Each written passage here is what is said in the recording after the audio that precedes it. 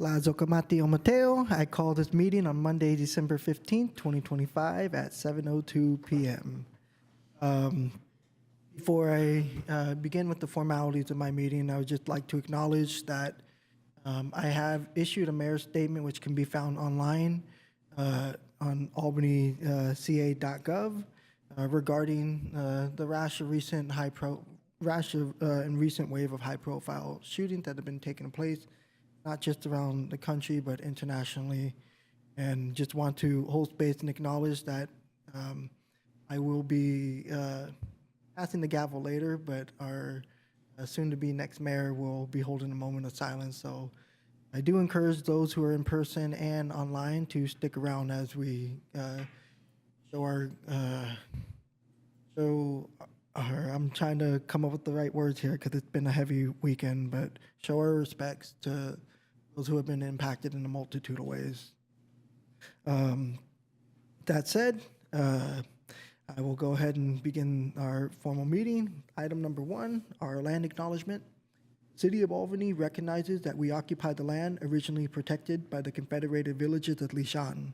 We acknowledge the genocide that took place on these lands and must make strides to repay the moral debt that is owed to this indigenous people, specifically the Ohlone tribe.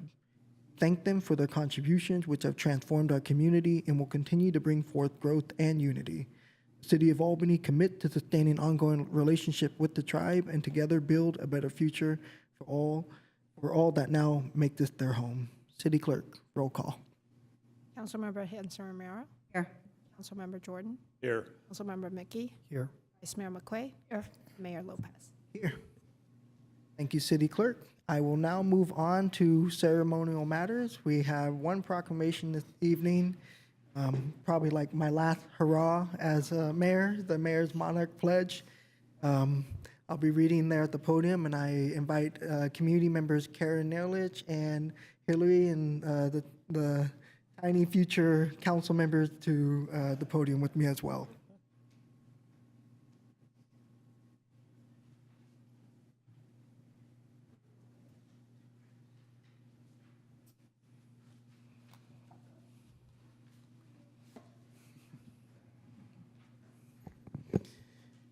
Yeah, I brought the party tonight. You always bring the party. In recognition of the Mayor's Monarch Pledge Day, whereas the monarch butterfly is an iconic North American species whose multi-generational migration and metamorphosis from caterpillar to butterfly has captured the imaginations of millions of people in North America. And whereas 20 years ago, more than 1 billion eastern monarch butterflies migrated to Mexico, but in the winter of 2014, only 60 million made the trip. And whereas during the 2023-2024 count of eastern monarch, there was a reported 59% decrease in population, followed by a significant population rebound during the 2024-25 overwintering count, which was a reported 99% increase relative to the previous year's count. And whereas during the 1997 count of western monarchs, there was a documented count of 1.2 million monarchs across 106 overwintering sites in the West, as reported by the Xerces Society, followed by significant downward trends and fluctuations that included disheartening numbers during the 2024 mid-season overwintering, with a count of just 9,119 across 250 sites. And whereas Albany Hill and Giltrap serve as 2 dedicated counting sites for western monarchs, which have resulted in Giltrap having the largest late season overwintering count of 133 monarchs in the San Francisco Bay Area for 2024. And whereas though these most recent numbers don't come anywhere near the population that was striving just 2 decades ago, the improved counts for overwintering eastern monarchs is a reflection of enhanced advocacy and intentional efforts in the face of a climate emergency, coupled with the loss of habitat, organized criminal violence towards conservationists in what is now known as present-day Mexico, and neglecting indigenous and traditional ecological knowledge, among others. And whereas while there's still much to be endeavored upon for western monarchs to support year-over-year increases, we can remain hopeful with our 2 dedicated count sites in Albany by advocating for enhanced habitat protection, windbreaks, and community awareness. And whereas community members still have an opportunity to help document the presence of western monarchs in Albany by volunteering with organizations like the Xerces Society and using the Project Monarch Smart application on our phone. And whereas cities, towns, and counties have a critical role to play to help save the monarch butterfly, and the City of Albany has benefited from multiple organizations and spaces that prioritize monarch habitats, such as the overwintering habitat at Giltrap, directly across the street from City Hall, an effort to support ecological integrity of monarch habitats in the Albany Hill area by city staff and community members alike. And whereas every resident of Albany can make a difference for the monarchs by planting native milkweed and nectar plants to provide habitats for the monarch and pollinators in locations where people live, work, learn, play, and worship. And whereas we are able to witness such important work in our urban spaces like Solano Ave and Masonic, where the local Albany Pollinator Garden Project has planted pollinator plants to support diverse ecosystems with the support of the Albany Community Foundation and the City of Albany staff. And whereas we can learn a great deal of what advocacy and change can look like through the lens of the monarch butterfly's life journey in the context of adapting and striving in challenging conditions while bringing hope and inspiration to others via everyday small actions like planting pollinators and tending to our garden. And whereas on the behalf of the people of Albany, California, we have already contributed in creating healthy habitat for these magnificent butterflies. I am honored to have my final act as mayor being a commitment in signing the National Wildlife Federation Mayor's Monarch Pledge. And I encourage other city officials across our great nation to take a stand with me so that the monarch butterfly will once again flourish across the continent, and most importantly, in our small yet big-hearted city of Albany. Now, therefore, the City of Albany hereby proclaims December 15, 2025 as the Mayor's Monarch Pledge Day to acknowledge the ongoing effort and future work. And with me today, I have a couple young community members, but probably going to be future council members to give some words, and Karen as well. And I will pass you each your own proclamation copy.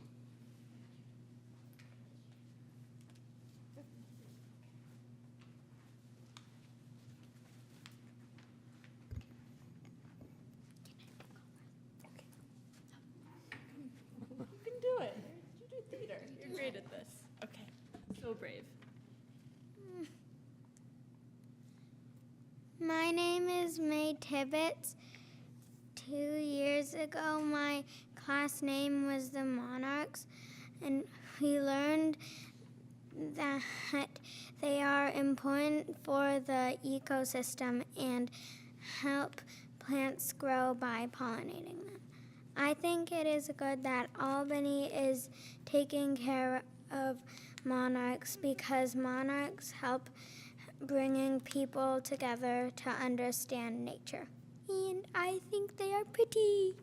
This is right. My name is Nylea, and Albany provides overwintering habitat for monarchs, which is important because they are imperiled. One reason why they are imperiled is because people keep planting non-native milkweed, which is the milkweed with orange flowers. It blossoms year-round, making monarchs think it is time to breed, warning that butterflies chance to lay eggs. So, plant native milkweed or native flowering plants to help monarchs survive. One reason I love monarchs is because a few caterpillars turned into a chrysalis outside my first grade classroom, which was really cool because I took care of them.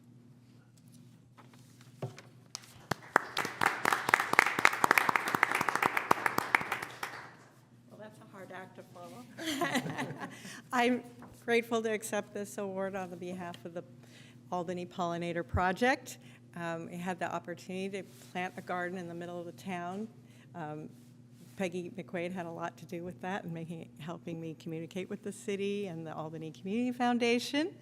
And I had there were about 15 volunteers who put this together, so I'll accept this on behalf of all of them. And the main idea was to inspire other people to plant more pollinators, to make them visible and help people learn their names so that they could turn around and add more pollinator plants to their gardens. Thank you very much. Thank you. Any comments from council? Yeah. Kids want a photo? Wanna- Oh, would you like a photo with council? That's a hell yeah. No, not really.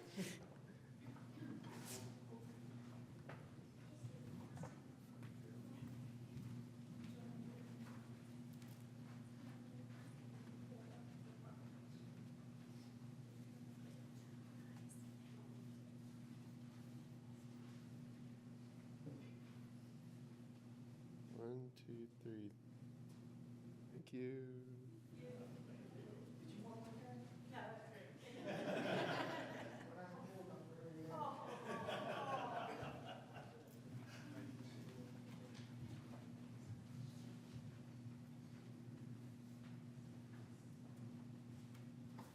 Oops, I'm sorry.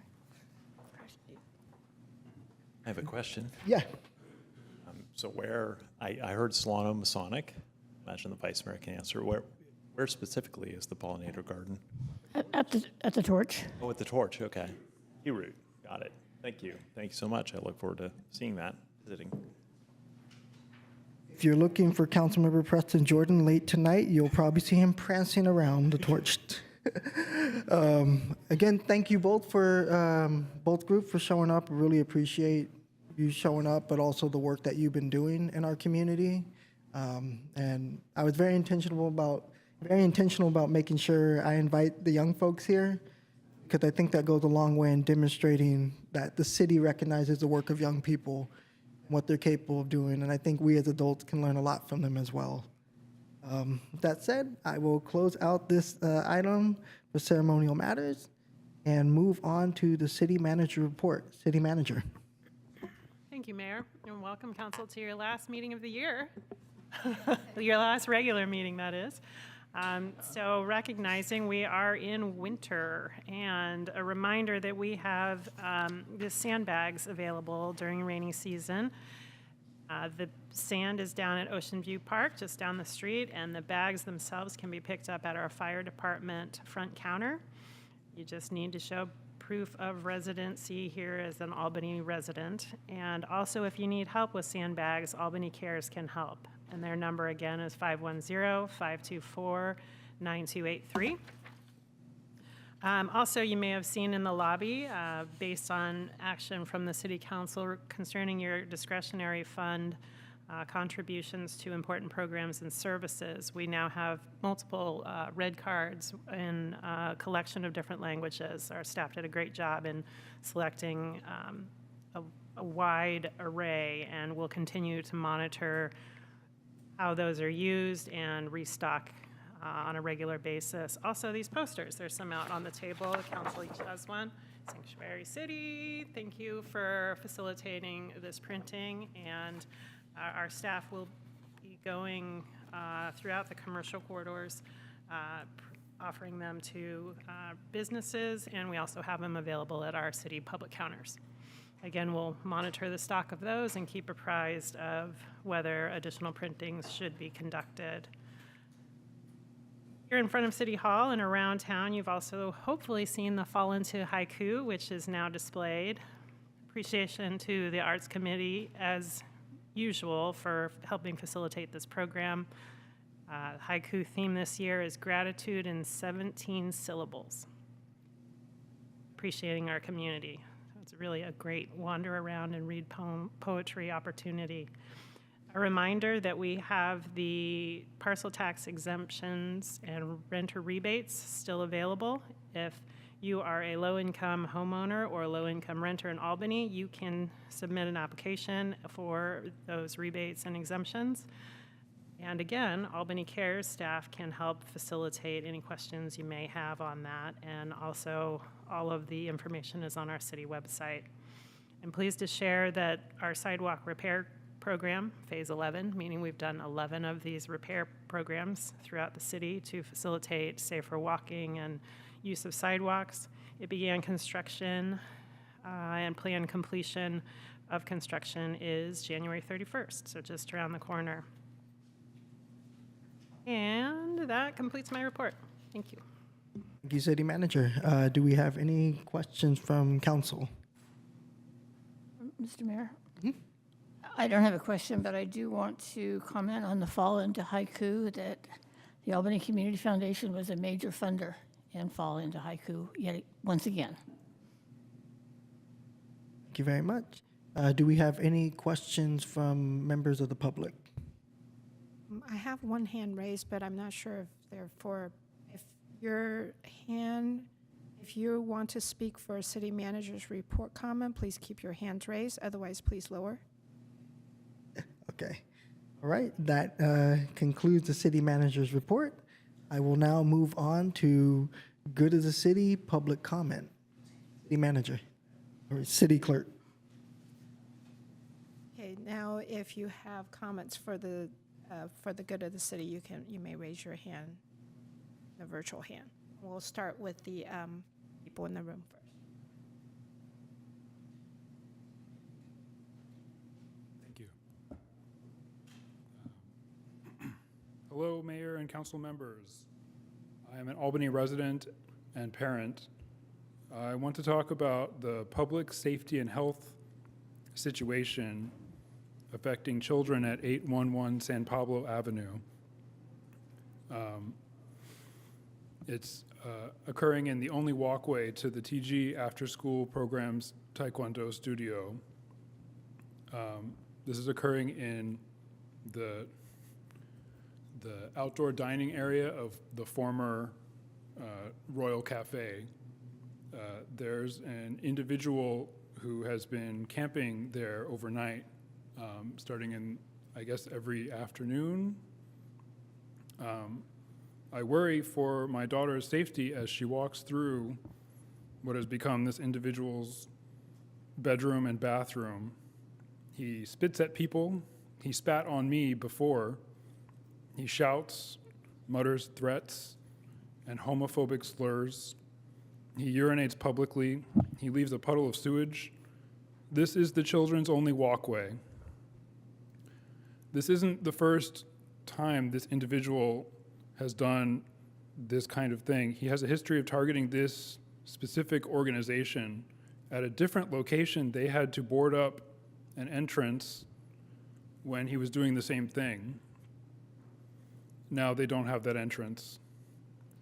The property owner of the Royal Cafe area, I don't know, I have heard that they have called the Albany police numerous times to enforce trespassing laws, but because the individual keeps returning, it seems maybe the current police tactics are not effective at achieving a permanent solution. I am asking the council to recognize that this is a severe public health hazard affecting a vulnerable part of our community.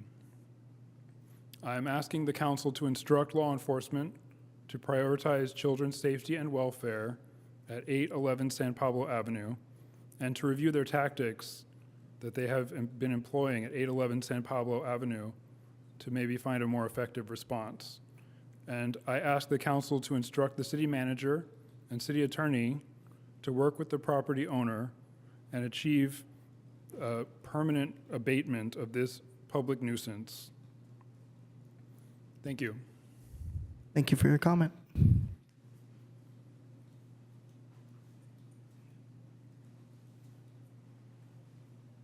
Not seeing any additional comments in person, we'll go online.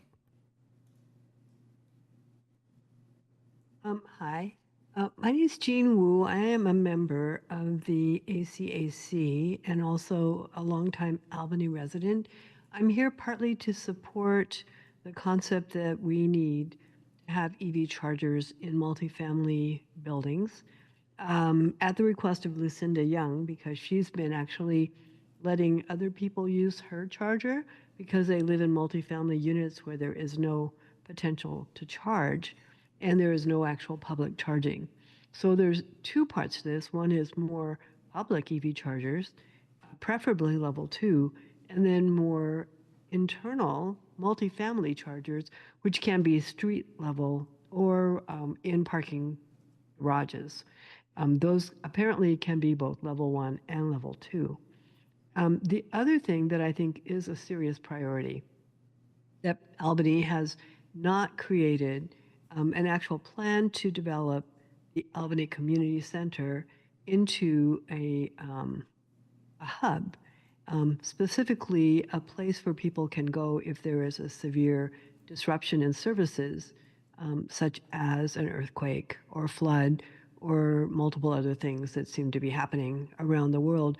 We are seeing flurries of earthquakes in many areas around the Bay Area and also up the coast. And there is some concern that whatever happens up the coast will actually cause a cascade and increase the risk of more earthquakes in our area. And also, we're seeing massive flooding from these atmospheric rivers. So I don't think most of Albany is prone to flooding, but then I don't think they were ready for what was happening in Washington State either.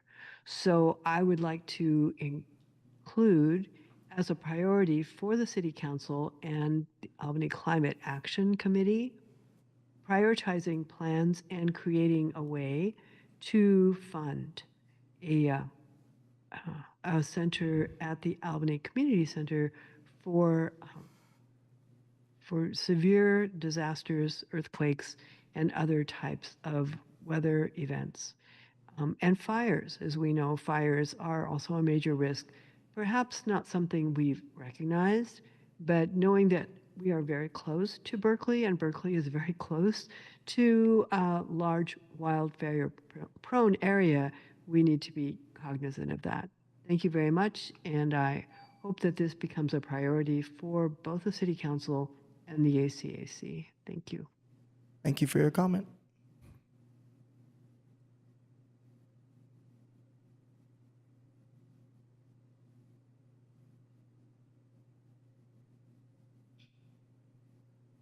Yes, hello, Council. Can you hear me? Yep. All right, thank you, Council. Hi there. I would just like to thank you for all the work that you've been doing here in our beautiful city of Albany, California. Unfortunately, recently I've had some negative experiences that I would somewhat like to show my grievance towards the council, and I would hope that they're sympathetic. So recently I was online and I've noticed a lot of anti-Semitic hate towards my people, the Jewish people. And obviously this is reprehensible, and we as a community need to work much harder to stop this. And like I've noticed that these Nazis, they're blaming us for like all sorts of things, like owning the media and like controlling all of the political parties and all of these completely false things. But I like the way that they put their propaganda. It's all over social media, like all over the TikTok and all over the Instagram and Twitter, like all over all of these social medias. There's just so much anti-Semitic propaganda that I personally, I can't stand it. And I'm just unsure. It's honestly another show at this point, and I think that can we ban free speech? Can we ban free speech, council? Can we pass an amendment that will do something to end free speech? Because personally, these Nazis that are out here and they're pointing out to the fact that like the people that own all of the pornographic companies are Jewish, like all of these porn, like the OnlyFans and like Pornhub and all of these, porn companies, they're all Jewish, and how they're destroying the family unit, and they're blaming these Jews for all sorts of awful things that I'm really worried. Jews have been kicked out of 109 countries over 1,000 times over the course of history, and I'm just worried that we're headed towards another Holocaust. Another Holocaust. Did you know that my mother and my father, they were burned in the Holocaust? Were you aware of that, council? That my father and my mother, they were both burned in the Holocaust. Like I'm a Holocaust victim myself, and I'm really frustrated by all of these Nazis that are doing it. And so, council, can we please send these niggers back to Africa, and like these Jews back to Israel, and like white people for America, and like, council, can we do that? Can we do this for?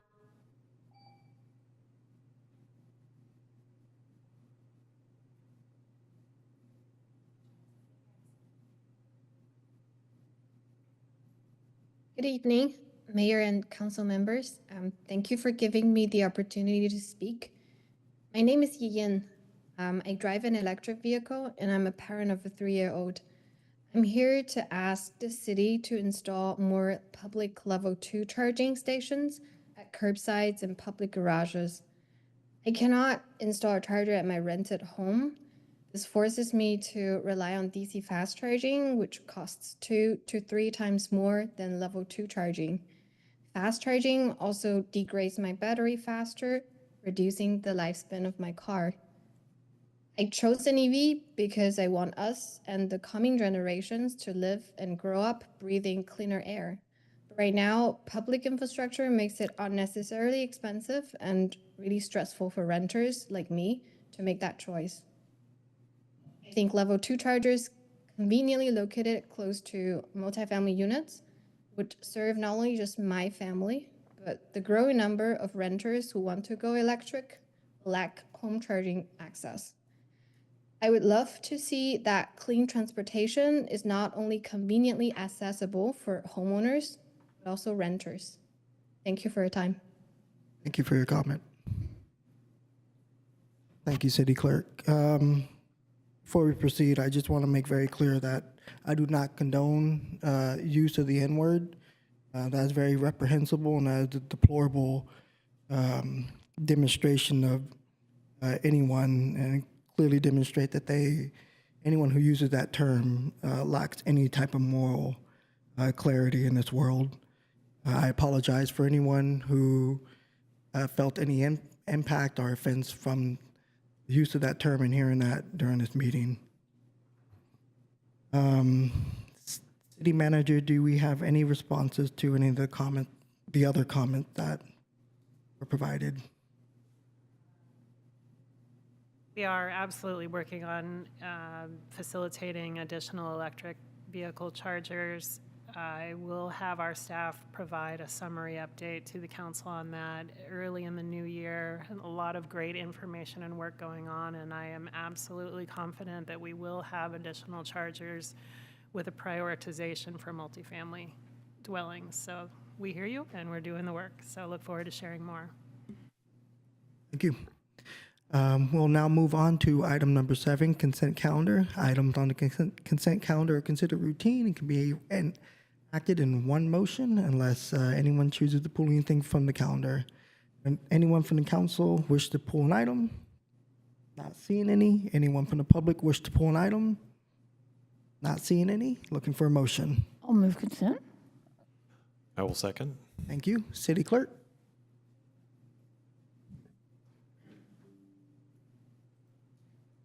Mayor Lopez, Yep. Councilmember Hanson Romero, Yes. Councilmember Jordan, Yes. Councilmember Mickey, Yes. Vice Mayor McQuaid, Yes. and the motion carries. Thank you very much. We'll now move on to item number 10, unfinished business. 10-1, potential revenue measures for funding core city services. And I will pass it to our finance director. All right. Good evening, Mayor and council members. Raina Schwartz, your finance director. Back again to talk a little bit more about real property transfer tax as a potential revenue measure going forward. As you are well aware, you had a very brief overview of it in July, and then a more in-depth discussion in October with a presentation on some of the characteristics of what a real property transfer tax change might be, what it might entail, and what the revenue implications might be. So this report provides a little bit more information on that same topic, as well as some answers to questions that were raised during the October 6th meeting. Specifically, there were 2 questions that were raised that we wanted to circle back on. One had to do with a discount for multiple dwellings on a single property. Really, the answer is it's a real property transfer tax, not a housing transfer tax, and so it really needs to look at the property as a whole, because that's how the sale takes place, and that's kind of the whole underlying structure for it. So dealing with a dwelling issue, trying to deal with ADUs, et cetera, really isn't very consistent with the structure of that particular tax. And so the answer is probably not. There really isn't a way to get to that. The second question would be, is there a way to do a low-income or first-time home buyer discount, credit, refund, et cetera, with respect to anything other than a potential refund strategy?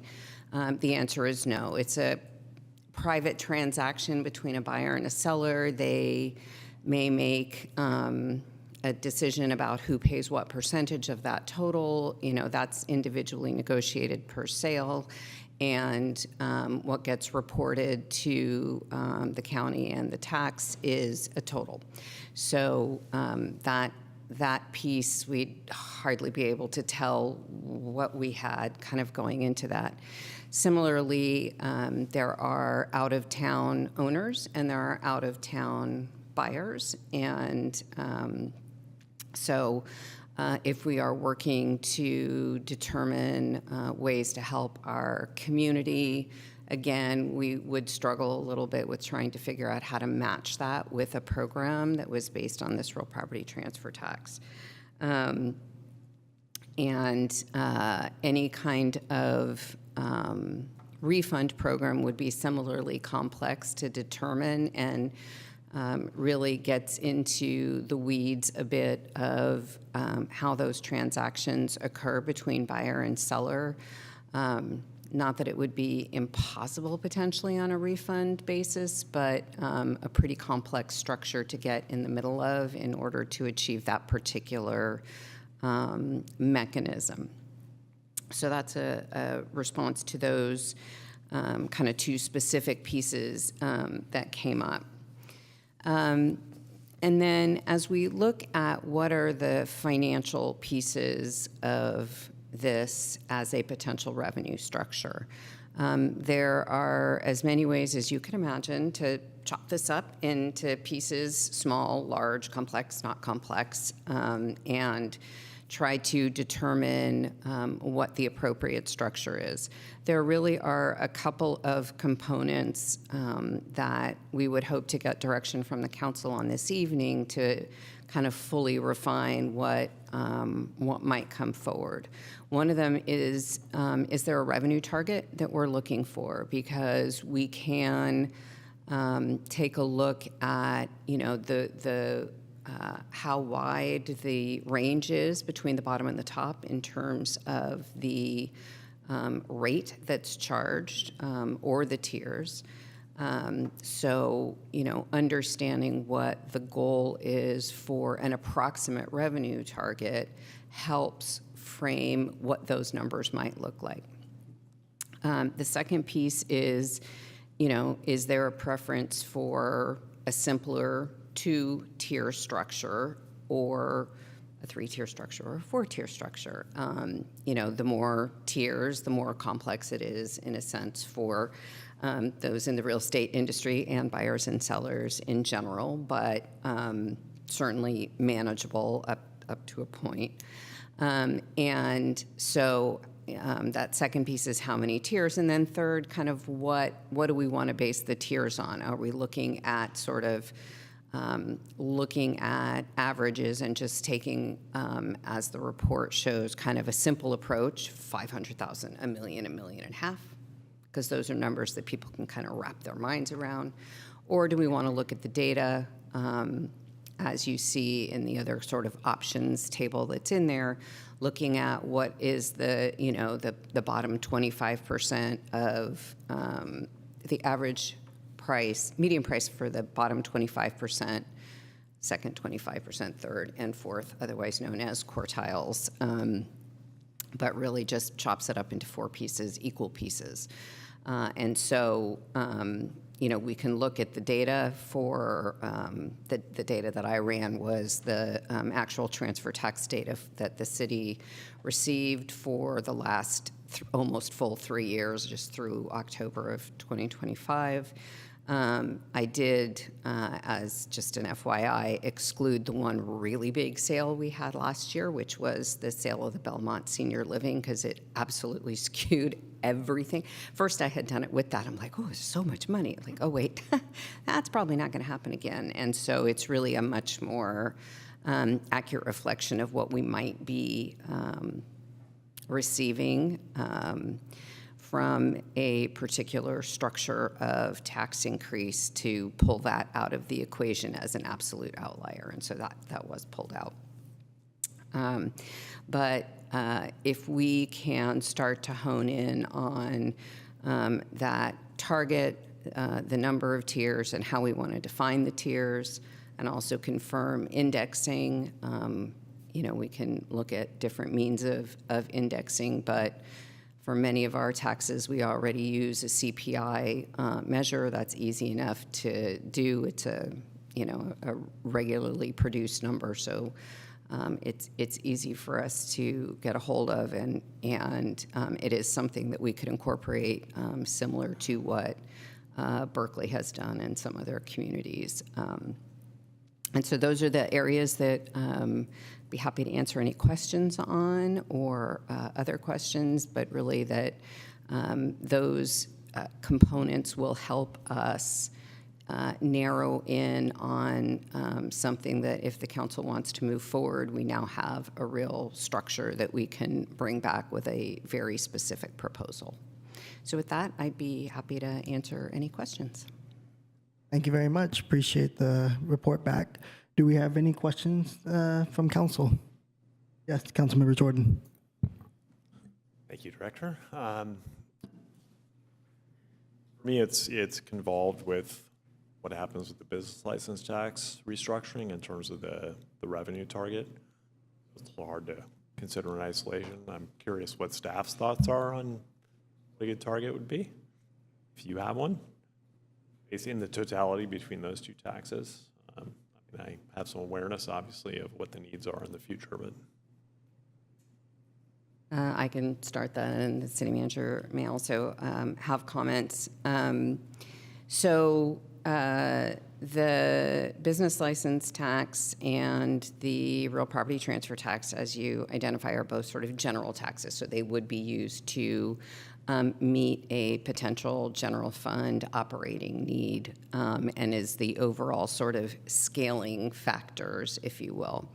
As the report identified, the anticipated potential deficit in FY27, absent any other major changes, was in the realm of about $1.2 million. So to the extent that we think that we were relatively close to having a handle on that, which, given the economy, is always a bit of a risk to say you think you have a crystal ball on these topics. But I think that a minimum of something like $1 million to $1.5 million is probably a reasonable revenue target across potentially both of those taxes. So that's the first piece that I would say. The business license tax study will kick off. So our renewal season for business license tax has kicked off. We are starting to see those renewals come in. Once we get through most of January, we will have that data with our new vendor, HDL, and they will kick off the nuts and bolts of that tax study in terms of what potential revenue structures there might be that could then come back to the council probably in the spring. So just from a timing perspective, that's a little bit what that looks like. Whether the real property transfer tax or the business license tax might be a better component for a larger or smaller share of the total that we might be looking to raise, that's a hard question to answer, just even as a thought experiment. It's pretty clear to us from these numbers that looking at real property transfer tax amounts that are in line with the median or higher numbers that we see in our surrounding communities would get us a big chunk of the way there, and maybe then there would be less that would be needed from the business license tax. But because we are asking HDL to look at what a potential gross receipts methodology would look like in the business license tax, we don't have as clear a picture of what that revenue generation might be. Although I will say their back of the envelope was, yeah, there's probably some room for some additional revenue generation on the business license tax. That is not a guarantee, but that is kind of their initial look at it based on their experience with other jurisdictions, is that we are likely on the underside on what we are charging and recovering from that business license tax.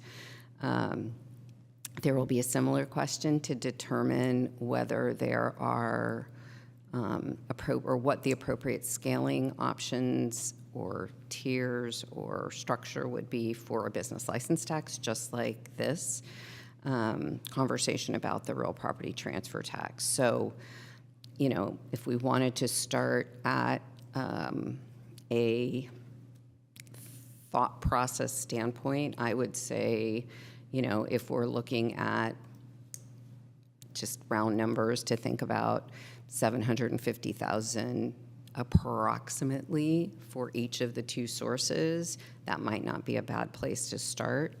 But that really leaves a lot of room for us to kind of generally scale what we would need to bring forward as the specifics. So, you know, there are a lot of moving parts to that answer. So I hope that kind of hits some of the pieces that might be helpful in that decision making. Thank you. Any other additional questions from council at this time? Not seeing any, I will take it to public comment. Do we have any members of the public that wish to comment on this item?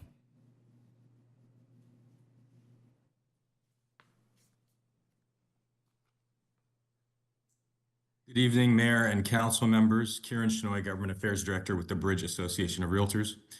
We strongly urge the City Council not to move forward with a transfer tax increase. At the outset, I want to acknowledge the real fiscal pressure facing cities today. Core services matter and stable funding matters, but how we fund those services is just as important as the services themselves. A transfer tax increase is not sound housing policy, and more importantly, it is not sound fiscal policy. First, the argument that other cities have done it is not by itself a justification for adopting the structure. Cities are not interchangeable. Market conditions, housing stock, transaction volume, economic resilience vary dramatically from one jurisdiction to another. Replicating a policy simply because it exists elsewhere ignores local risk exposure and long-term consequences of relying on a highly cyclical revenue source. In public finance, imitation is not analysis. Second, a real property transfer tax is among the most volatile revenue sources available to local governments. They rise sharply during hot markets and collapse just as sharply during downturns. City staff have already acknowledged this risk, noting that transfer tax revenue is highly sensitive to market conditions and economic cycles, as demonstrated during the Great Recession. That volatility makes transfer taxes fundamentally ill-suited to fund core ongoing city services, such as staffing, maintenance, and essential operations. Basing recurring obligations on non-recurring market-dependent revenue is fiscally irresponsible. When the market slows, as it inevitably will, cities are forced into service cuts, emergency budget measures, or repeated returns to the ballot box. We do not need to look far for a cautionary example. Oakland provides one. Oakland aggressively expanded its reliance on transfer tax revenues during the strong market years, only to find itself exposed when transactions declined. That experience has directly informed Oakland's recent decision not to move forward with further transfer tax increases. In other words, Oakland learned at a significant cost that over-reliance on this revenue stream creates structural instability rather than long-term fiscal health. Finally, transfer taxes are also a housing market distortion. They increase transaction costs, discourage mobility, and reduce housing turnover. That means fewer listings, fewer sales, and ultimately less revenue than projected. while simultaneously worsening affordability and market stagnation.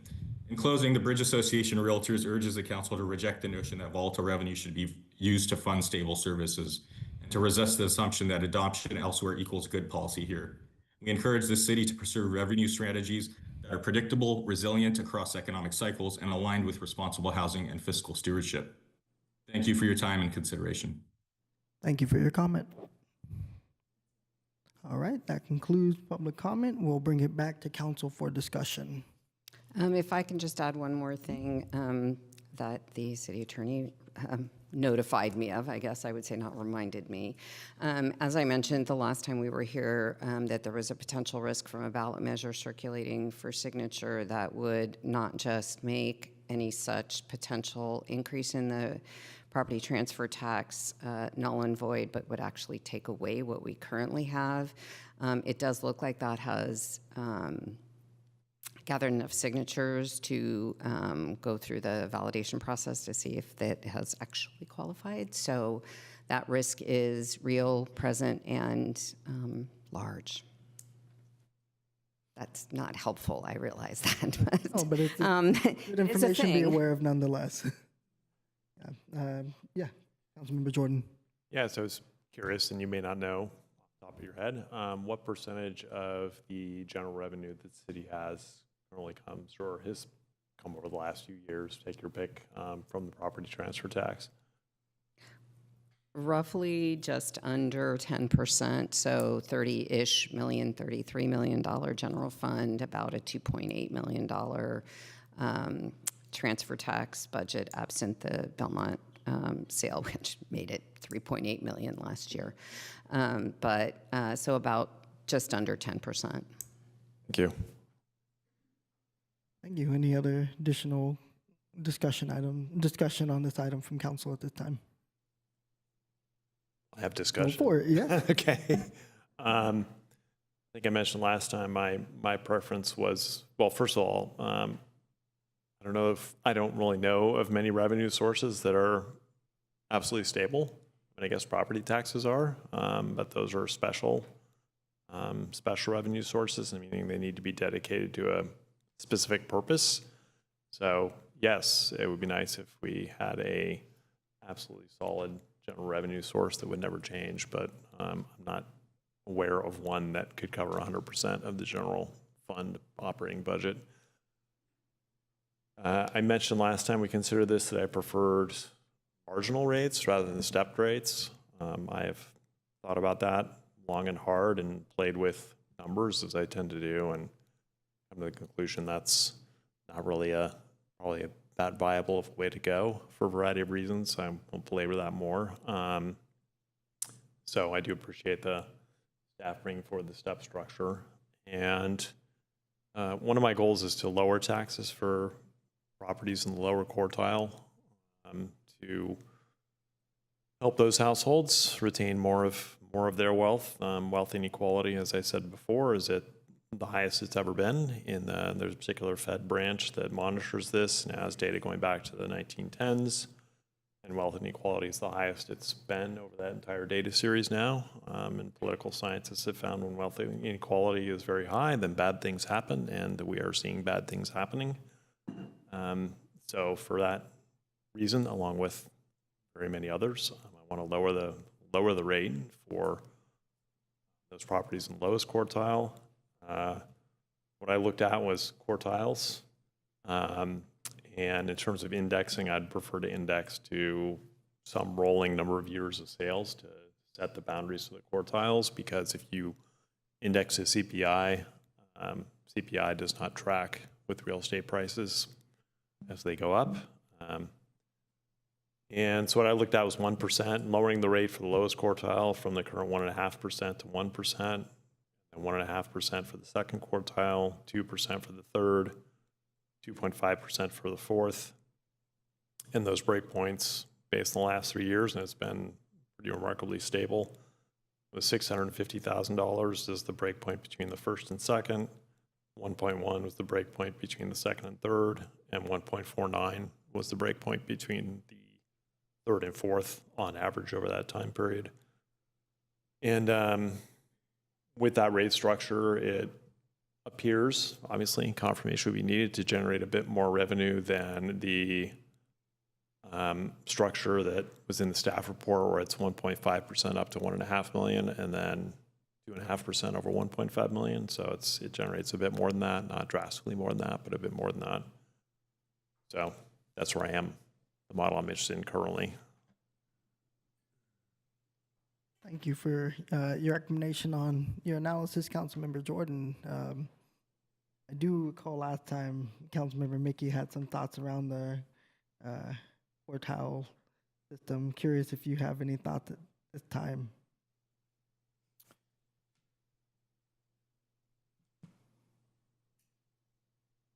I guess I always like to say it is very powerful to do data analysis. It's very powerful to get like those numbers, but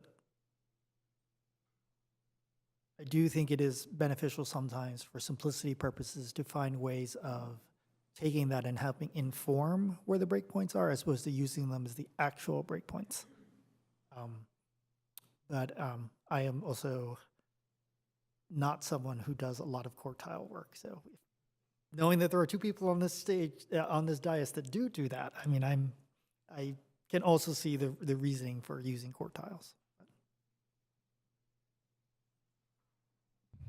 Yeah, I mean, for my thinking, the main reason you use them is so that they move with the market. Mm-hmm. So if there's some other index that will do that, then I would certainly be, happy to consider that. But it needs to be something that moves with the real estate market rather than moves with consumer products. And so again, this is where statistics is not my strength. But Finance Director Schwartz mentioned that, we had Belmont Villages sell, that kind of threw an oddball number in there. I'm assuming it in the way that you describe of using it over several years, that would even things out a little bit, that the outliers might not suddenly shift things dramatically. Yes, in terms of outliers, because it's quartiles, not averages, and the outliers have no impact. Okay. And you would have to have a large number of large sales to affect where the 75th percentile occurs. And yeah, I should also note that in the analysis I did, that seemed to indicate it would generate a bit more than the lower revenue structure that staff put in, that I did not consider Belmont Village in that. Okay. Yeah, because I think it's one thing to think about. I mean, I'm going to make an assumption here. I know that I can get you in a lot of trouble, but the vast majority of sales in Albany are residential properties, condos, single-family houses, some smaller multi-units. But the larger multifamily buildings, frankly, the commercial properties just don't tend to turn over as frequently. And so when we're looking at these quartiles, it's really talking about the residential side of it. Not that the commercials don't have an impact, but and thinking about this more and looking at the data that staff provide us, I kept thinking about, well, why don't we have this like really high number that that's beyond what we usually see the single family sell for? And I'm recognizing that, well, as one of the members of the public commented, we are not like our neighbors. We're not like Berkeley, Emeryville, or Oakland that have a lot of non-residential properties that sell frequently, and frankly, for higher values generally than even our single family sells for.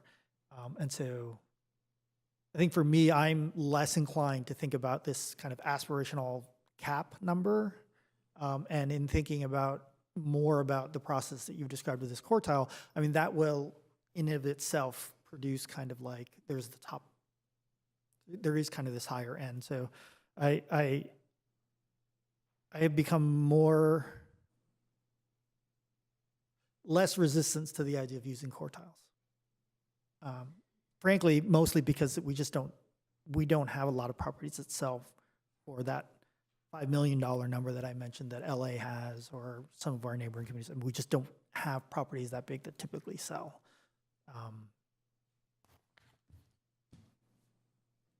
I'll chime in really quickly and just say that I think in theory, I'm not opposed to the quartile framework. However, for sake of simplicity and recognizing the the limitations that we have from a staffing perspective, and also taking into account the realities of maybe reckoning with the potential measure, that maybe it's within the best interest of our time and energy to go for a more simpler model at this time. And then if a future iteration of council sees that this has been successful, I think then that warrants or justifies having a conversation about a quartile system if we see that there is a benefit to moving that route. But I think at any rate and at the root of it, I'm definitely on board with having some type of system that accounts for transfer tax. And I will also just say outright that, yes, we can't compare ourselves to other cities or municipalities or jurisdiction because there is no comparison. We're the best out there. Like, come on now. No, but, all jokes aside, it's really hard to normalize data and results with a much smaller city like us. I think anyone who has ever worked with data or is familiar with that, and maybe Councilmember Jordan might agree here, is that we can't make these generalized assumptions for small data sets using much larger data sets. It never works. And, can't do it vice versa. And I will say that's not what we're attempting to do.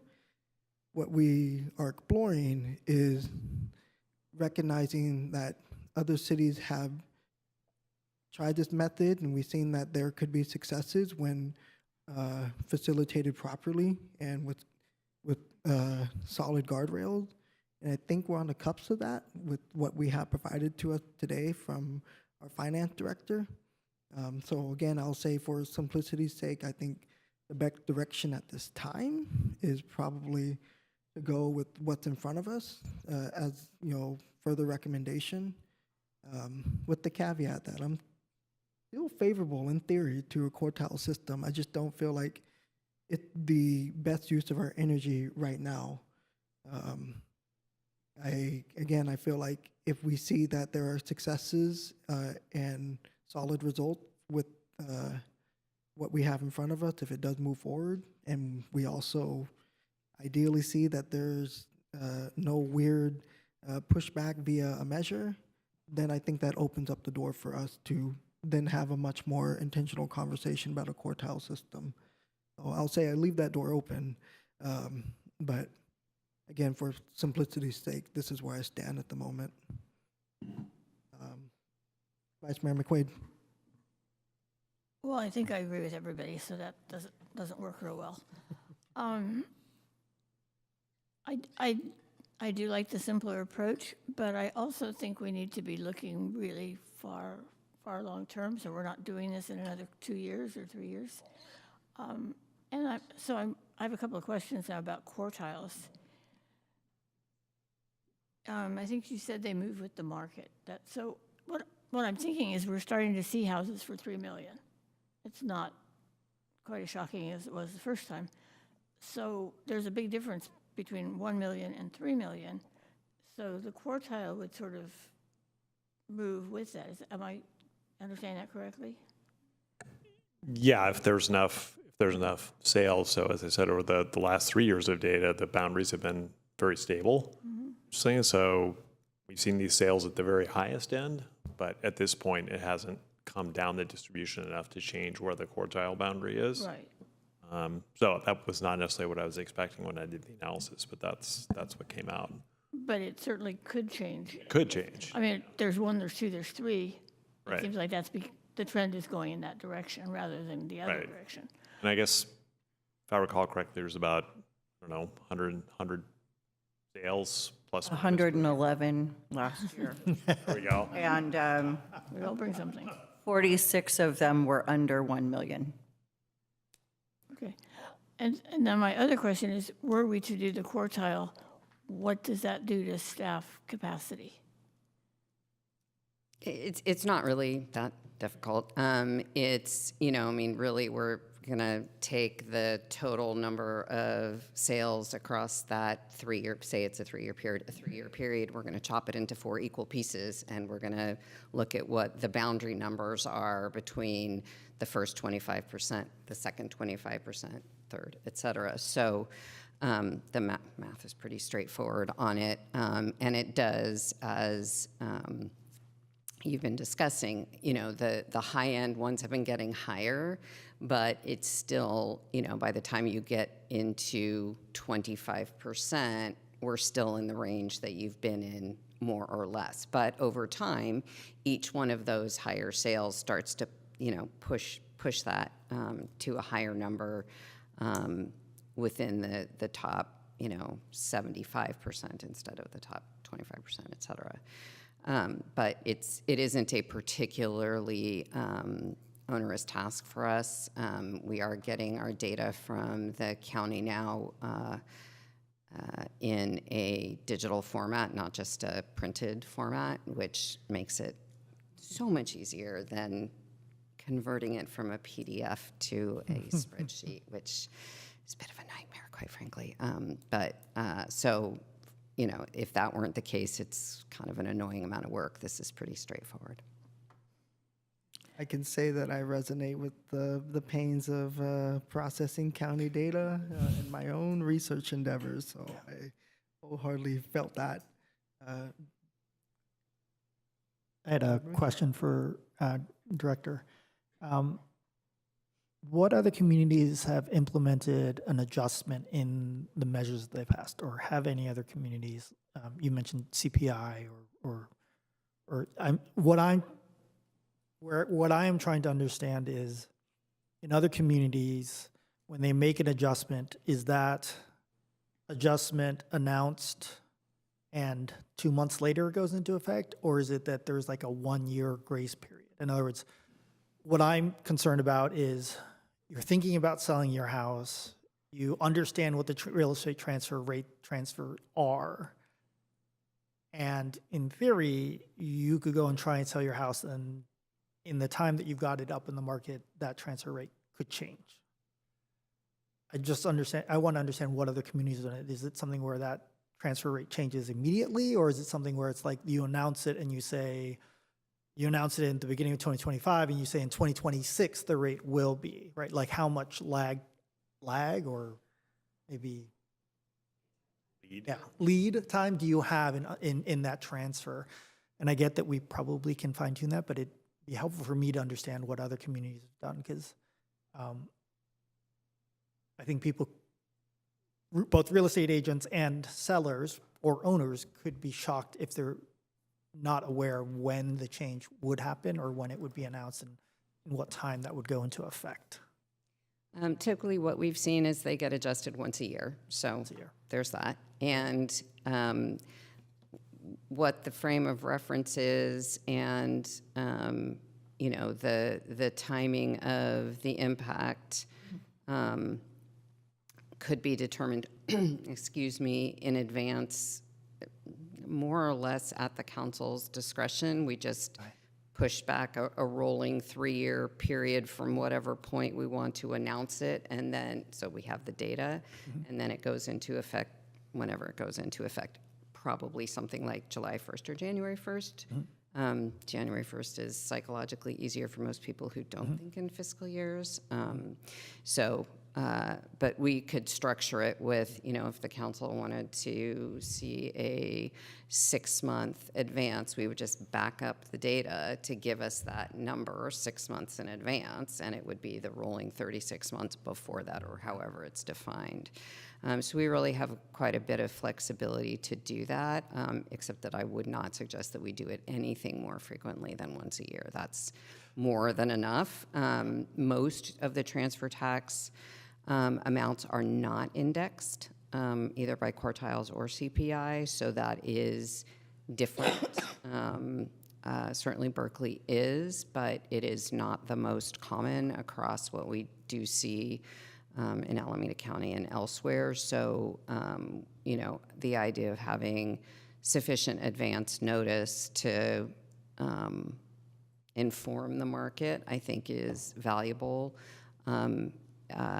if it is going to change in a way that it folks may not be used to. So again, trying to kind of calm the disruption that it might create. Advance notice will help. It won't eliminate it by any stretch, but it would certainly help, and we could structure it to do so, 3 months, 6 months, whatever that desire was. Thank you. Councilmember Hans-Romero? Also, I was just going to give you a couple little more data points, I guess. Only 2 in this last year were over the 3 million. And see, we had amount. And then only looks like 8 were in the $2 million range.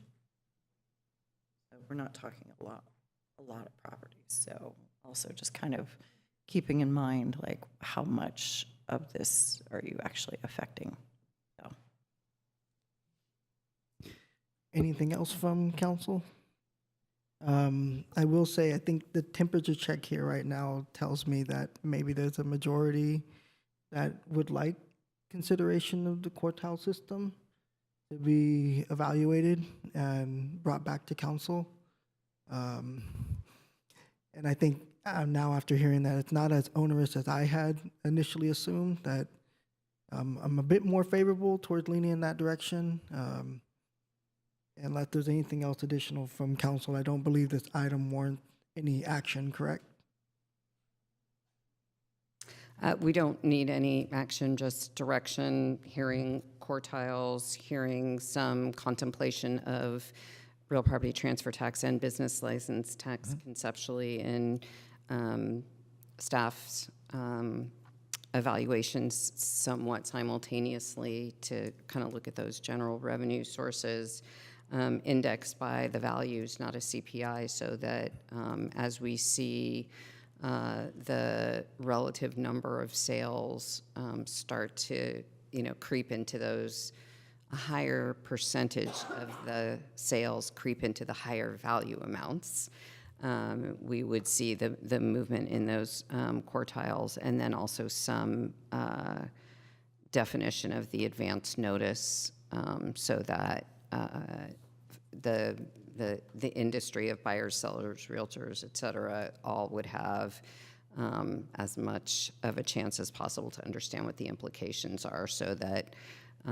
there was less of a chance that somebody would be caught by surprise in a short time frame with a potential change. And I think those were the things. I don't know if there's anything else. Anything else, Councilmember Jordan? Yeah, and the discussion of, I appreciate Councilmember Mickey bringing this up, of the timing of when these changes occur. I had thought that having it as a half percent steps by quartile means that crossing that boundary is not as dramatic an event as crossing a boundary between 1.5% and 2.5%. Not that big a deal, all in all, but I hadn't really thought about that aspect of it. All right, thank you. Yeah, Vice Mayor McQuaid. As we look at all of these tax measures, are we thinking that we're going to do polling to see what the appetite of the public is for voting? We haven't in several years now, and seem to have effectively, for the majority, have things approved by the voters based on other efforts. We certainly could. It is another time consideration in terms of retaining the firm and finding the funding and assimilating the question. So it really would be up to the council's determination. We're bundling these ballot measures on a case-by-case basis back to you, so conceivably there could be up to 3 tax measures that we're looking at based on what we've brought you to date. So we could go either way with that. Okay, thank you. Thank you. Yeah, I think staff feel like you have enough information from us at this time for for you to move forward? All right. Thank you. With that said, I will close out item 10-1. I'll now move on to agenda item 11, new business. We'll start with 11-1, city council discretionary fund policy options. And I will go to city staff. Thank you, Mayor. I will run through this with the council and then really just save time for conversation and guidance on next steps, should the council agree on what you'd like to see. This is a follow-up to future agenda item requests with regard to the City Council Discretionary Fund. That fund has been part of the operating budget for many, many years. Typically, in most recent years, it's been at the $20,000 range. As you know, for the current fiscal year, it has increased to $35,000, primarily as we use some agility in transitioning away from Rescue Act funding and how that could potentially affect some community programming. The council had a dip in the opportunity for discretionary funds at one of your recent meetings. That process resembled what we have done to date over the last several years, which is a council member initiating memo, suggesting some funding opportunities, and the council considering whether or not to allocate that funding. Some things to consider as you look potentially to add more policy and procedural language around this topic. Is the budget amount, what will that be, and how much policy and procedure do you want to apply to the amount of funds? So if it is $20,000, we may not want to make it super high maintenance in terms of process. Again, something for council to consider. It's likely that we should assume it will be closer to that dollar amount given the operating budget constraints. Clearly, that number will be more refined as we move towards the next fiscal year budget. Also, expenditures, they've ranged in the last few years, and the council usually doesn't use all of the discretionary fund, which isn't necessarily a bad thing. As you know, that falls back into the general fund balance, which helps with overall budgeting constraints. And then also fund recipients.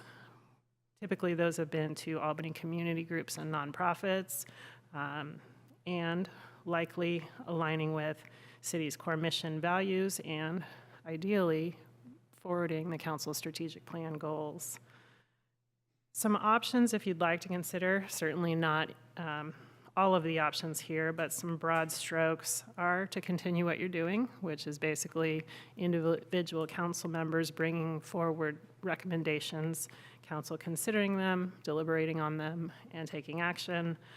That's usually a short memo by a council member. Some options that you could fine-tune with that would be potentially for equity purposes. Each council member has a set amount of funding, and we work out some details through all of that. You could also assign some sort of timeline so you can see a trajectory of where that expenditure amount is going over a fiscal year.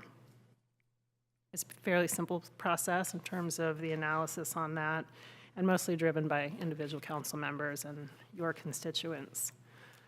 If we wanted something a little bit more robust in process, that would likely be something like a grant program, a call for funding requests, a process through staff for that application, administration of the materials, submitting those in full to the council for consideration at an open meeting to determine who of our community groups would be recipients of that funding in any given year. You may wish to set maximum and minimum, again, for efficiency purposes and overall scale of the funding. And there would be some staff time associated with that, likely more so than what we do now. Kind of a little bit more high maintenance twist on that would be potentially a council committee, 2 members of the council in a standing committee to receive and review those applications on a regular, I'm assuming yearly basis, 1 meeting, potentially 2, to provide a recommendation to the full council for providing funding to various groups. As you know, we do have a audit and fiscal sustainability committee of 2 members of our council, and this is to some extent, a fiduciary consideration. Again, not the end-all solution, just one option to raise there. And again, noting the $20,000 range, some of the things the council has deliberated on in terms of using this particular funding source may not necessarily continue to be using this funding source because you would spend it on one thing potentially. So as we move towards our next fiscal year budget, we will identify those things that the city has typically sponsored and see what the opportunities are for funding those consistently in our operating budget. And then really just looking for your direction on next steps. Staff can absolutely develop a draft policy, application, whatnot materials, depending on which way the council would like to go on this. Thank you, City Manager. Do we have any questions from council at this time? Yes, Vice Mayor McQuaid. I believe at one point there was money sort of set aside in the budget as, and I can't remember what the title was, but it kind of included the stroll, the film fest, that sort of event.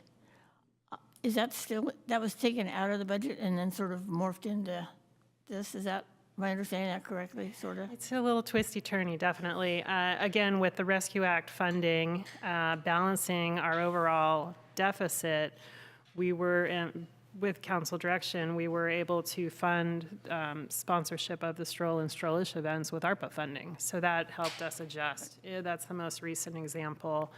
You have used the discretionary fund to do some of those sponsorships in the past.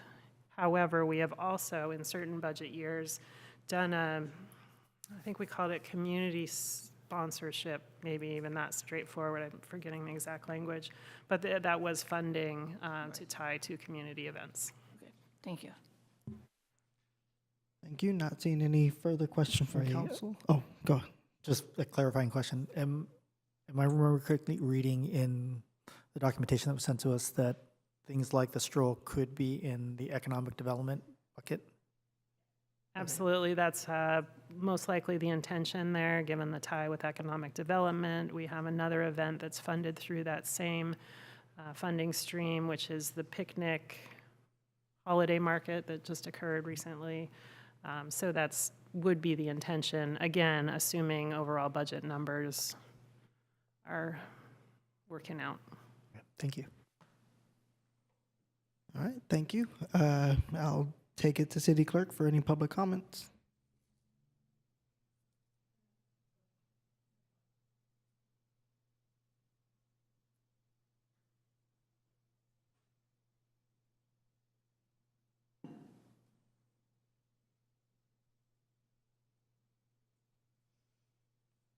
Hello? We could hear you. Oh, okay. Yeah, good evening, City Council. Yeah, I was just wondering regarding this agenda item. Let's say the community group that I manage, which is called Elaine's Love Food and Laundry Program. I was wondering the process of potentially applying or asking a city council member to put Elaine's Love on the agenda for possible city council discretionary funds to help fund some things for Elaine's Love Community Food Program to keep it continuing going. Feeds about 250 people a week. So I was just reaching out, maybe I can get a response back, probably maybe from a city staff member on next steps on applying or getting on the agenda for this topic. I know the next agenda item is the Gilchak Farm, but in a sense, I was wondering how Elaine's Love would get on this agenda to get some funds, just to keep things going, like a new table for the community, some tables. Just things like that. All right, thank you for your time. Thank you for your comment. All right, thank you.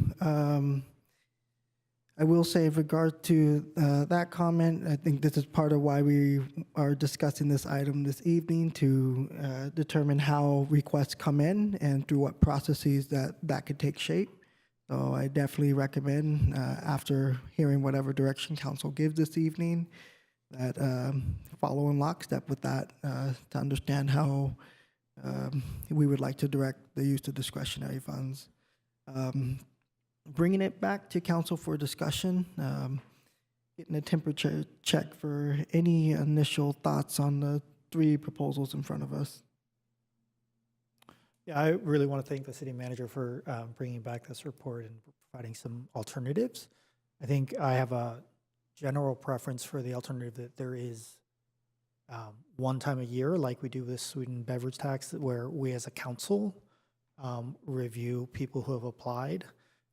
I think if we were able to stay at 35,000, I would feel it would make sense that we would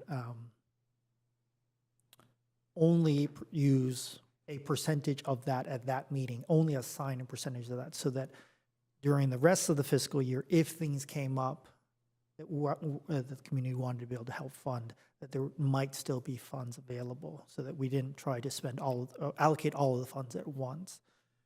When you're down at $20,000, though, I think it gets much harder, because how much do you set aside for the rest of the year, and how do you make sure you set aside enough that's significant to actually help one of these organizations or one of these events happen?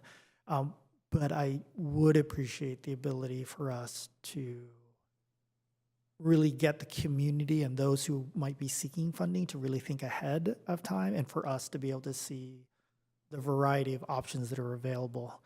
And it could be, right, that we don't even assign all of the money because there are only a few applicants in any given year. Or there could be more applicants, and for whatever reason we decide not to fund all of them. But I like the idea of having a system where once a year we as a council get to see all the opportunities and potentially still reserve some money for things that might happen later in the year. So we end up needing some money for extra posters and red cards, right? Like, so I'm a modified option 2, because this was where I had been leaning towards. I also don't have a problem with the fiscal and the fiscal the subcommittee that I'm on with Councilmember Jordan reviewing those, but I would not want that to be on a rolling basis. I think that would also be kind of maybe twice a year we review applications and then we recommend things to the council. But I don't think I would want that to be a monthly, or we don't always meet every month, but I think I'd want it to be at most twice a year. And I will say,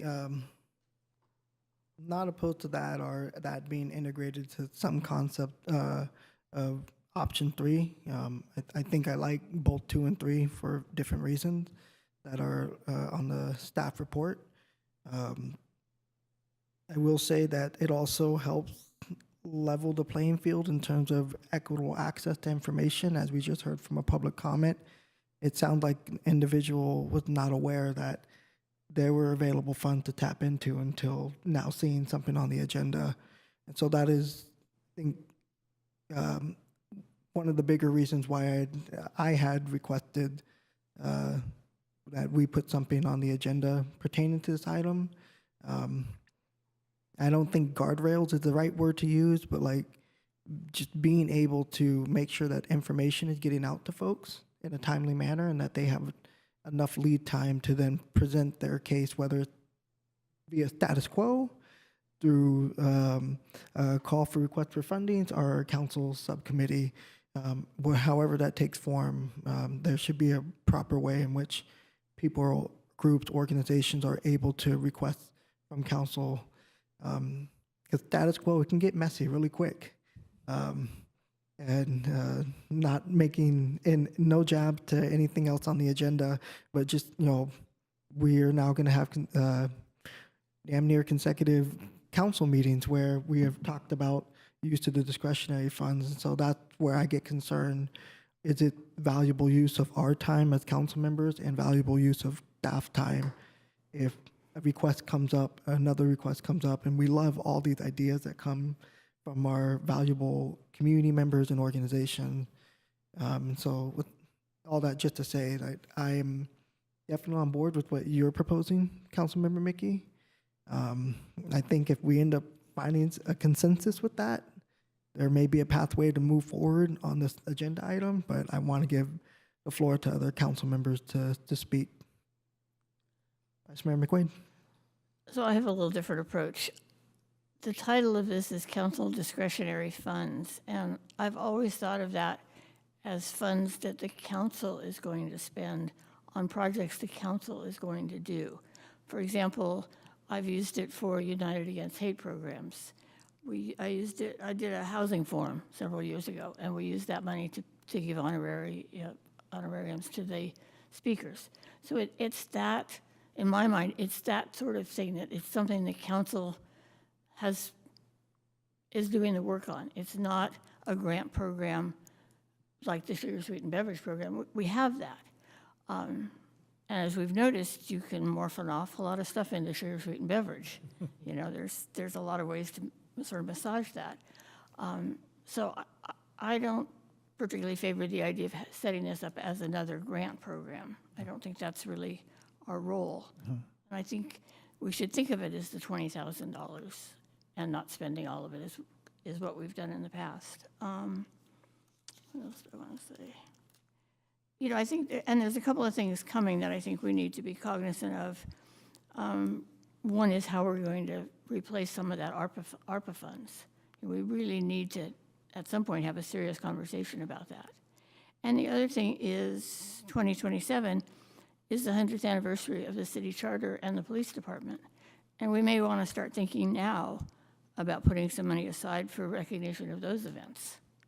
So I just think it's, either we're going to restructure the whole program and make it just a Albany grant program, or we're going to keep it more as what the council wants, activities the council is actually going to do, not have somebody else do things. With that in mind, are you thinking that that could be facilitated through a council committee to still route that, or keep it as status quo? Well, more status quo. What we've done in the past is, a memo to council. I'd like to have this program. I need some funds. Here it is. We talk about it, either yes or no, and move on. So it comes from the council member to the rest of the body. Vice Mayor McQuaid, I appreciate that background. I appreciate the reframing of, or maybe framing the program back to what its original intent was. Because I think that, thinking back to the introduction that our city manager gave me, your description of the program is much more in line with what was described to me at that time, as opposed to, as you described, creating another grant program. Question for you, though, is I still feel like it might behoove us as a council to have a standing agenda item once a year that raises the question, is there a program that council members are thinking about? And perhaps that's too much structure, but I appreciate the idea of it being that we have a meeting where we talk about it, right? And it might be a meeting where maybe a decision is not made, but at least we as the council or future councils can have that conversation in a public forum following the Brown Act and whatnot. I think that could work. The problem with that, though, as I see it, like, for example, we know United Against Hate Week is October, November, whenever. We sort of have that parameter. But at this point, I have no idea like what I might possibly, or any of us would possibly like to do. Do we want to bring a speaker? So there's sort of no there. It's not like we could say we'd like $5,000 for this big program. It's. I guess the way I think of it is at our office, once a year, we ask for people's vacation schedule. And that's really for someone to say, I know I have, it's January 1st. I know I have a wedding I have to go into October. I would like to reserve that week off. And what that really means is that, there's the opportunity at one time in the year for everyone in our office to just, if they know there's a vacation they're planning on taking, that they can put it in the queue first. Because we kind of have a policy in our office that we cannot have 80% of our staff on vacation at the same time. I mean, there actually are days when we're, national holidays, and we take an extra week off in December, January for the whole office. But that idea that we need a certain level of staffing. But that, to me, the approach would be that if we were able to meet once a year and talk about, are there initiatives that we know we would like to allocate money to, we can go ahead and after that meeting, have an understanding that we have of the 20,000, we still have 12,000 that's not accounted for. But that council members are also able to kind of earmark and say, hey, we're going to do something on United Against Hate. That is typically a $2,000, $3,000 budget of the 20,000. So that there's kind of an opportunity to discuss known programs. But again, I am in complete agreement that we need to leave aside money for unknowns. Things happen that 3 years, today marks 3 years. Things come up. Things always come up. Yeah, so I'm hearing potentially also status quo with maybe a couple tweaks. Want to hear from this side of the dais. Councilmember Hanson Romero. Yeah, thank you. I wanted to, kind of get an idea of what we've funded in the past using that. We've used the ARPA funds for other things. Kind of seeing where that money was going prior to the ARPA funds, so we kind of take a step back and look at prior years, because the ARPA funds, the pandemic kind of threw in a whole different, set of data points, right? So I'd kind of like to look at that. Also, I know that some programs may have, just like Vice Mayor McQuaid was saying, you don't necessarily know what the need is or the ask is at that one time a year. And I understand the vacation schedule, but it's really, and different programs come up at different times, and they may not have full-time staffing.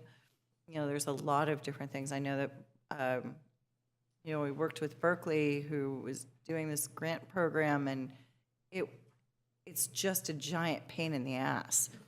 So, and it's so difficult, and you don't get any sort of consensus on what you're going to get, when you're going to get it, it's terrible. We don't need to make this thing more complicated than what it is, right? So I'd like to really get a little bit more history, background, and then also kind of look at the things and say, where else could this be funded from? And our city manager does a fantastic job. Thank you so much for looking at pieces and going, oh, this could go here, or that could go there, and the other staff that's also involved. So, and it kind of really drilling down what actually is necessary for this pot, right? So that's my comment, is I want more history on it, so. Thank you. And just really quick, before I ask Councilmember Jordan if he has anything to say, City Manager, off the top of your mind, can you recall any use or extensive use of the discretionary fund prior to the COVID-19 pandemic that triggered ARPA funding flushing into our cities? I'm going to put the Vice Mayor on the spot here, because in my brief memory banks at the present time, it was usually Vice Mayor McQuaid that was bringing the recommendations forward via memo. Definitely United Against Hate. I know there was a housing forum. The one thing I would caution as we start to look at programs, that could be a whole nother beast. And so we want, from the staff perspective, perspective, would want to be very careful that we're not now doing programmatic work from the dais. That will get very complicated very quickly, and it will absolutely involve staff, and it may be something that staff is doing, and blah, blah, blah, blah, blah. The examples that Vice Mayor McQuaid raised are unique and didn't necessarily have a strange bend towards staff programmatic work. So that's basically what they've been used for. They haven't been that regularly used, really $0 to $8,000 over the last 3 years. So sometimes we spend very little, 500 here, 500 there type of thing. And then most recently, they have gone to a couple of community groups for small event sponsorships or for the printing of the posters and the red cards. So I honestly don't have that many examples because it has been sporadic. As things have come up, likely unanticipated, not fully programmed out year to year, kind of a contingency fund, if you will. No, thank you for that clarification. And additionally, I'll just say really quickly that I think part of the reason why it's worth our while to discuss this is because we are living in an era that is nothing close to pre-COVID-19 conditions, financially, economically, socially. We are going to expect a lot of our nonprofit leaders to potentially come and request support through the discretionary fund. We're seeing that happen now already. Folks are under a lot of stress. Both folks do not have enough access to quality food. We've heard about issues with the food bank that myself and Vice Mayor McQuaid has shared from the mayor's conference. We know that there are local nonprofits struggling to provide right now. We heard a public comment just moments ago sharing that, there are some gap that they would like to fill. I'm not trying to say that that's going to trigger a huge wave or anything, but my conscience is telling me that come 2026, especially after we're starting to feel the residuals of a government shutdown, there are probably going to be a considerable number of requests, especially as we become more public talking about discretionary funds and their availability. I think it is important to discuss these three options in front of us, however that may land. Councilmember Jordan. Yeah, thank you, Mayor, and thank you, City Manager, for putting together some options. I guess I went around a bit on this, but where I landed in the end was that relative to potential amount of staff time that would be involved in running a call that's coherent and responsible, that relative to the amount of funding, to me, it doesn't justify the effort. If a lot of nonprofits are measured on their overhead, and that would seem like a very high overhead way to go. So if it was a larger amount of money, it would make sense, but that's sort of a fixed cost, and so the smaller the amount of money, the larger the overhead is, relatively speaking. In that regard, I tend to think that the status quo is where I land. And there was an option we haven't talked about of the discretionary fund being divided 5 ways. I'm appreciate that being brought forward, and I know there are agencies that do that. I'm not keen on that. I think the power of incumbency is already so high for a particular elected to have their own fund to do what they want with. I don't prefer that. I think the whole council needs to weigh in.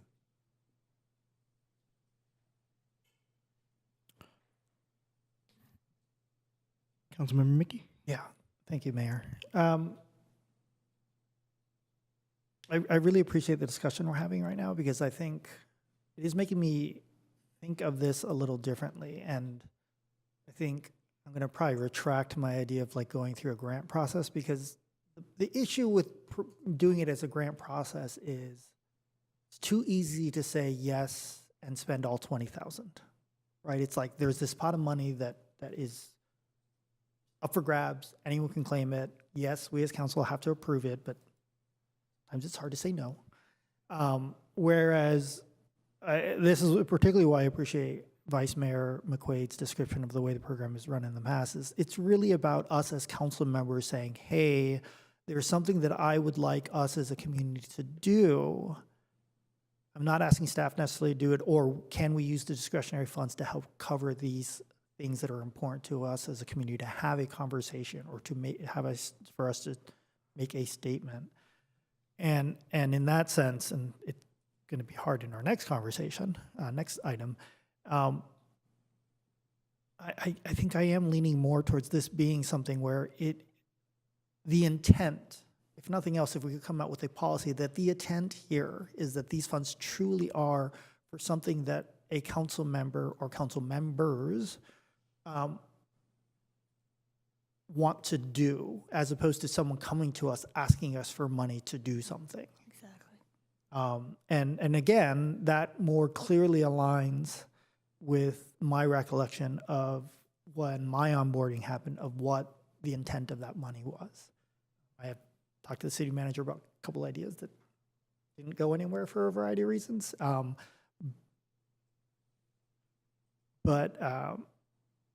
in that sense, I would still appreciate us as a council having a conversation of at least saying, here's where money is spent, maybe spent in the year past or something, some kind of report back, so that we can anticipate that we might be spending a certain amount of money on programs that have been done in the past. Given city manager description, we've only really ever spent 8,000, so like we've never committed the full 20, or at least not recently we committed the full 20. Mayor, I think an opportunity we have here, based on what I'm hearing, should we lean towards status quo for simplicity and all the other reasons stated, typically in your January, February-ish period, we take a look at your policies and procedures as a city council, and I think we may have an opportunity to, not get into crazy nuts and bolts depth of policy language, but something that encompasses the intent, as Councilmember Mickey just noted. And maybe we also insert some sort of annual timeline in there for a conversation to capture this in time. Yeah, no, I appreciate that, and I think that's probably the best route to move forward, especially for with the interest of time.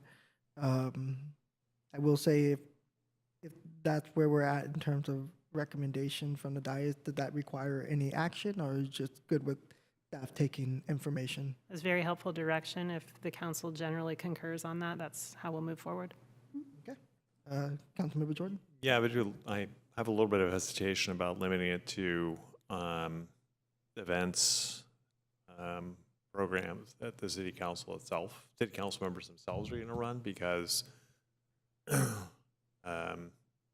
city council members who have day jobs, they don't have time to actually run an event that might spend $2,000, $5,000. So I perceive a bit of an equity problem there.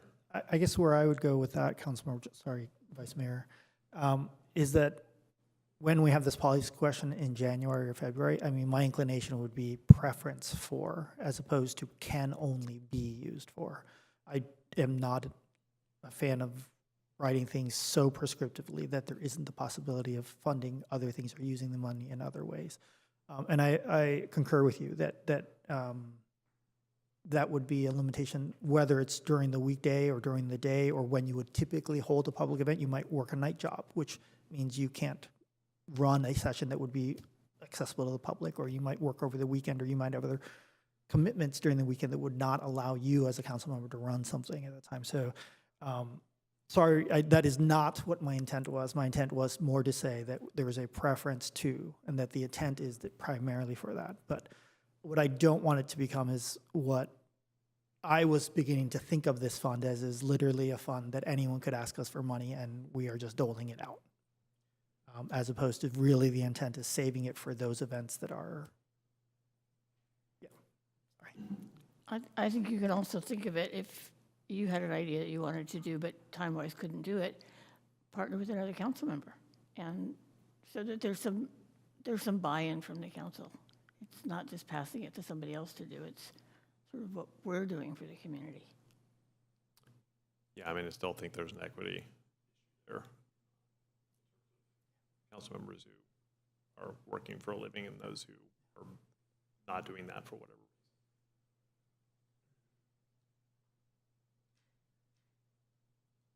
Part of the discussion in January. Yeah.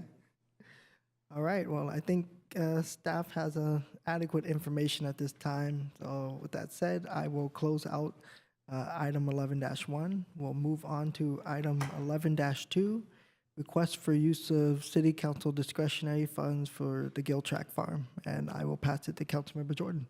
Yeah, thank you, Mayor.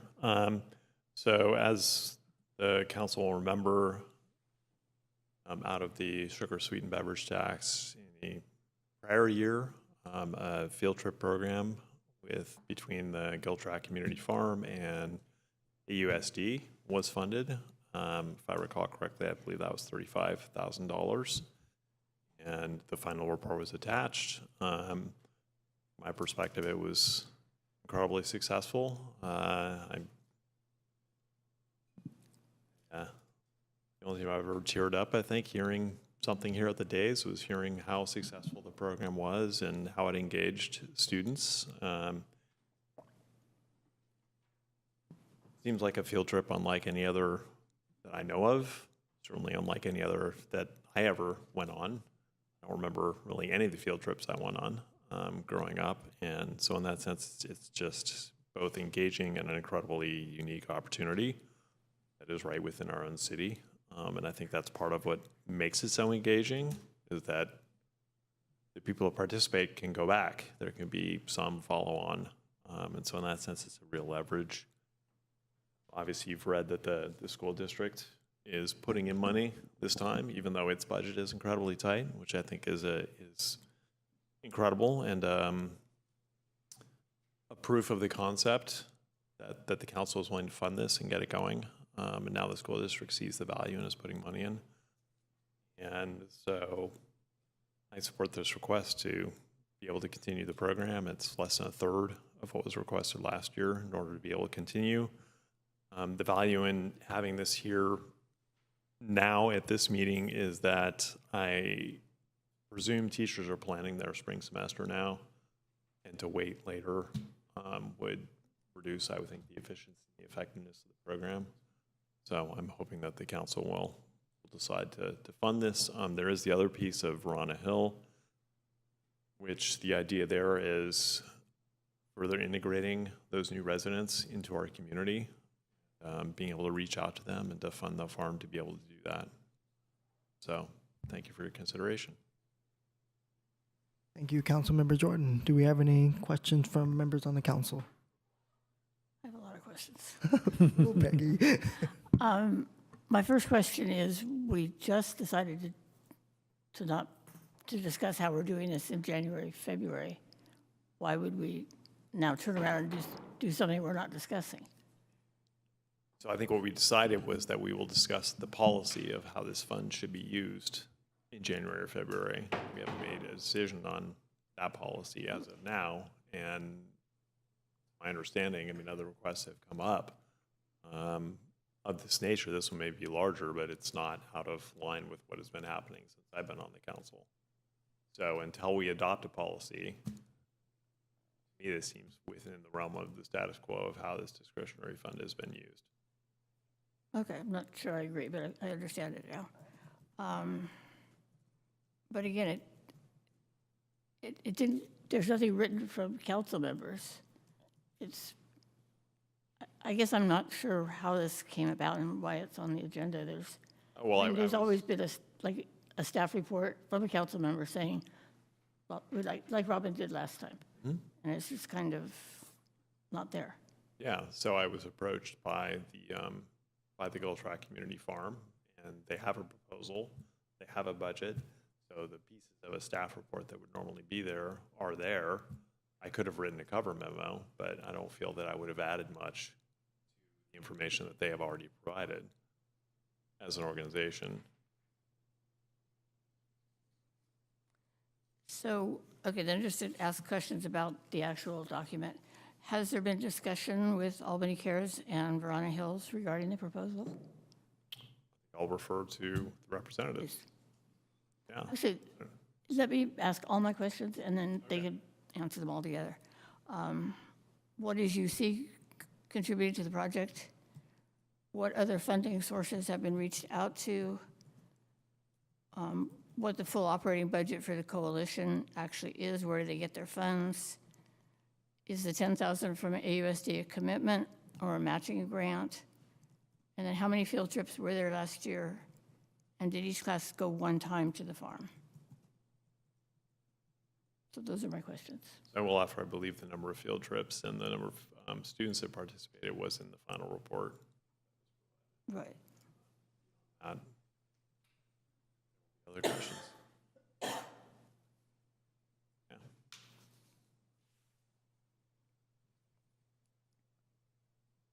Any further questions, Vice Mayor McQuaid? Or No, that's it for now. any additional questions from members on City Council at this time?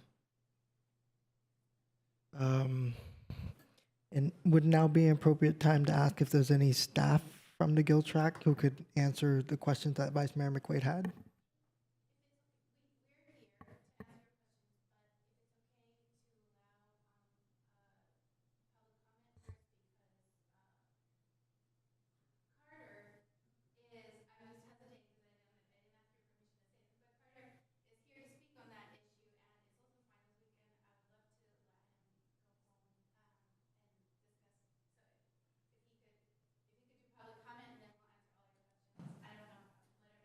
Is that okay?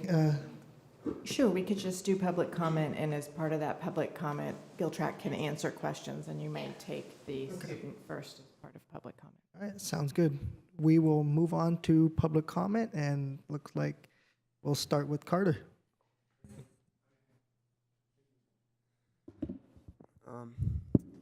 Sorry. Hello, all. My name is Carter Helmbrecht, and I'm the club president of Agriculture Club at Albany High School.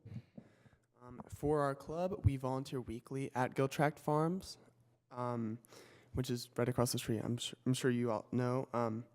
The farm field trips have been Giltract's most effective way of getting younger volunteers to come to the farm. I myself was introduced to Giltract from a field trip that my former teacher, Miss Walden, took us on 2 years ago, and my former teacher, Miss Walden, is here. These field trips would really inspire students to get involved, just like how it inspired me 2 years ago. I'm part of running what's called a pollinator patch at Giltract, which means planting a lot of nectar plants that encourage monarch overwintering, as the mayor talked about earlier. I know one of the speakers talked about it earlier, but I invite you all during Giltract hours to go and take a look at the clumps of monarchs that are on the trees at Giltract site. It's really, really cool. With this resolution, students would be able to both learn about and contribute to Albany's pollinator plant goal. And lastly, I'd like to point out that Giltract Farm is right in the middle of Albany. Sorry about the mic. And most of its volunteers are Albany residents. And so it's a huge part of the community. And because of that, when Giltract is thriving, the Albany community is thriving with it. With this in mind, I urge you all to vote in support of Giltract Community Farm. And thank you for your time.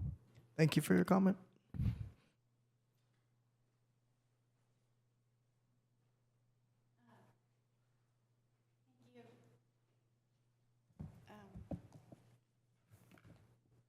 Carter's amazing. And I was just there on Sunday working on, how many people did you have out on Sunday that you recruited? Like 10? Yeah, we have 11 sowing oats to take care of the soil for the winter, and it's just a beautiful thing to see. I'm going to let my colleague, I'm Miriam, this is Audrey, and I'm a former teacher at Albany High, and I volunteer at the farm. And I'm a staffer at the farm. I'm a fundraiser and finance facilitator at the farm. I'm here to answer the councilor's question around the operating budget of the farm. We're a small organization, been around for 13 years, mostly volunteer run. We have 2 part-time staffers. Our operating budget is right around $100,000 annually, not a very big budget. And like I've said in the last council meeting, without the support of the council and without the continuation of the SSB tax, this program would have to be cut because our operating budget is just so small. And I'll let Miriam jump in with the programmatic details and background info.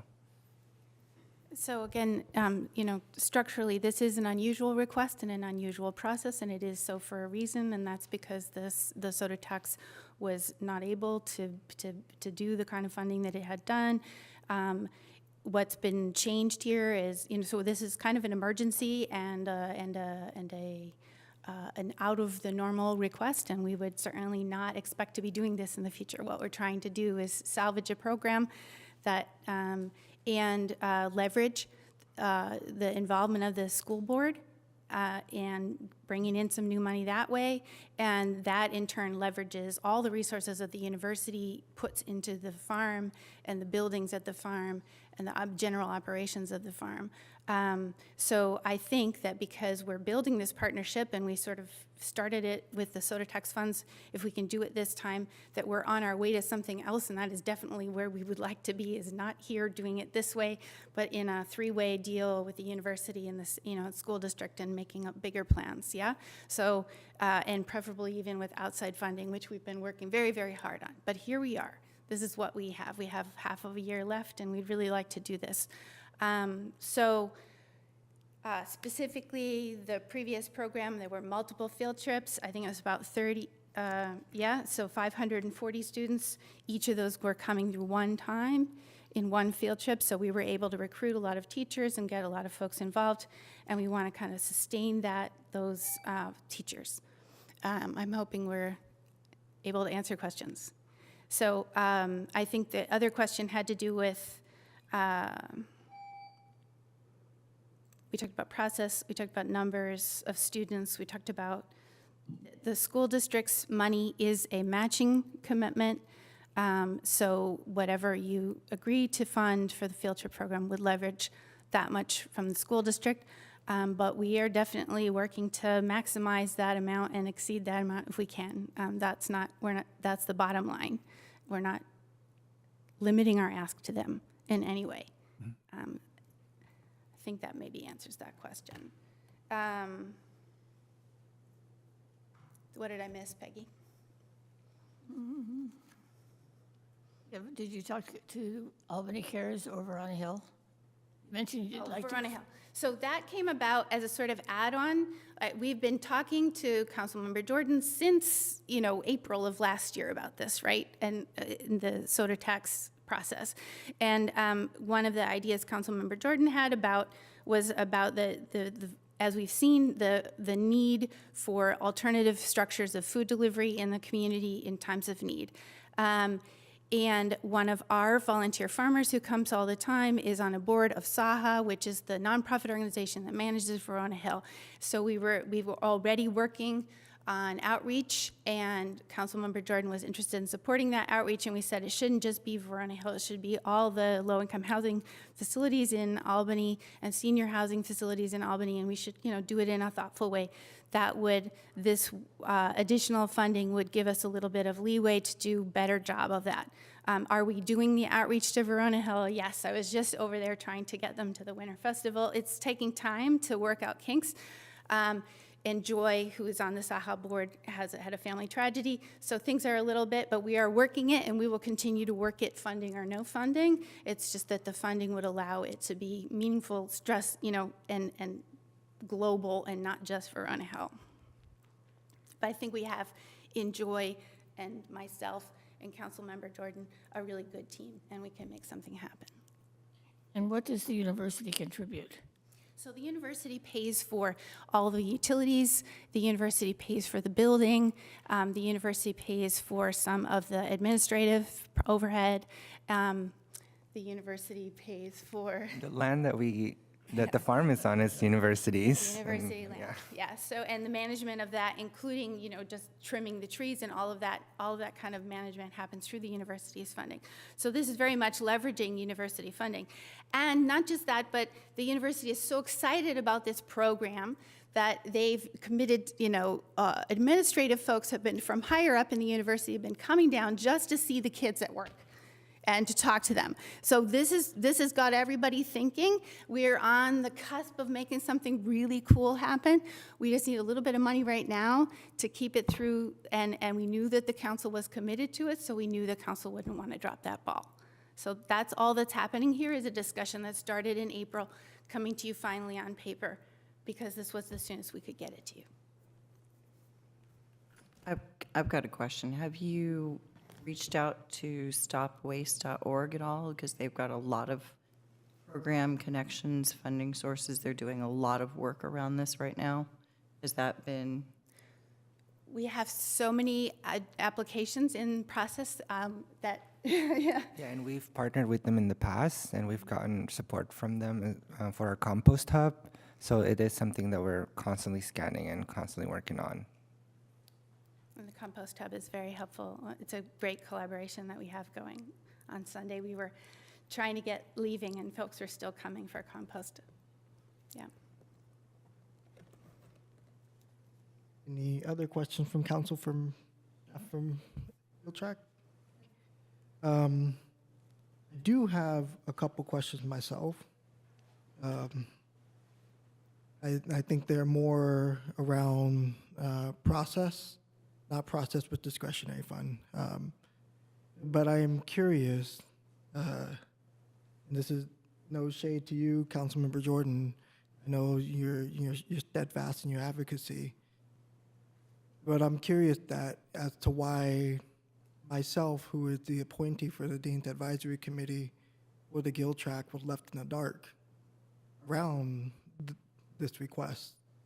And secondly, I'm also curious that if this was a conversation happening in April, and maybe this is the part you can answer, Councilmember Jordan, why this never came up during the May meeting when we talked about the use of sugar-sweet beverage tax funds. Because truth be told, I do nothing about this as the mayor of the city until mid-November. And so it's really hard for me to wrestle with this about process. It doesn't mean I shut the door on supporting Gill Tract Farm, but I'm really trying to understand why the council appointee, the Gill Tract Farm Advisory Committee, was left in the dark. Chime in a little bit here. So this might be an artifact of history in that Councilmember Gary was the first one who really brought this possibility forward, and not necessarily through the sugar sweetened beverage tax, and it didn't work out. And then she resigned, and so I got on myself to pick it up as an idea, and so had that history of carrying it forward. So I think that's how we came to connect and how I had that investment in it. I apologize for not reaching out to you to inform you. I think I probably had too much Brown Act in my head around that, which of course one council member can talk to one other council member. So I think that was a failure of imagination on my part. That's my part. I don't know if. I think that's a fair enough answer for me. I don't want to Yeah, put I you mean, in the hot I seat. think we had no intention of leaving you out, and we're super sorry that you felt uninformed, and that we were trying to reach out to everyone all the time as far as we could tell, and I guess somehow, yeah, we really were trying to just reach out to everyone as much as we could, and Councilmember Jordan was following up, so we assumed that everything was, being discussed and on process. And I apologize. And then I guess to my question around if this was discussed in April, why wasn't this on the agenda or as a request to be on the agenda in May?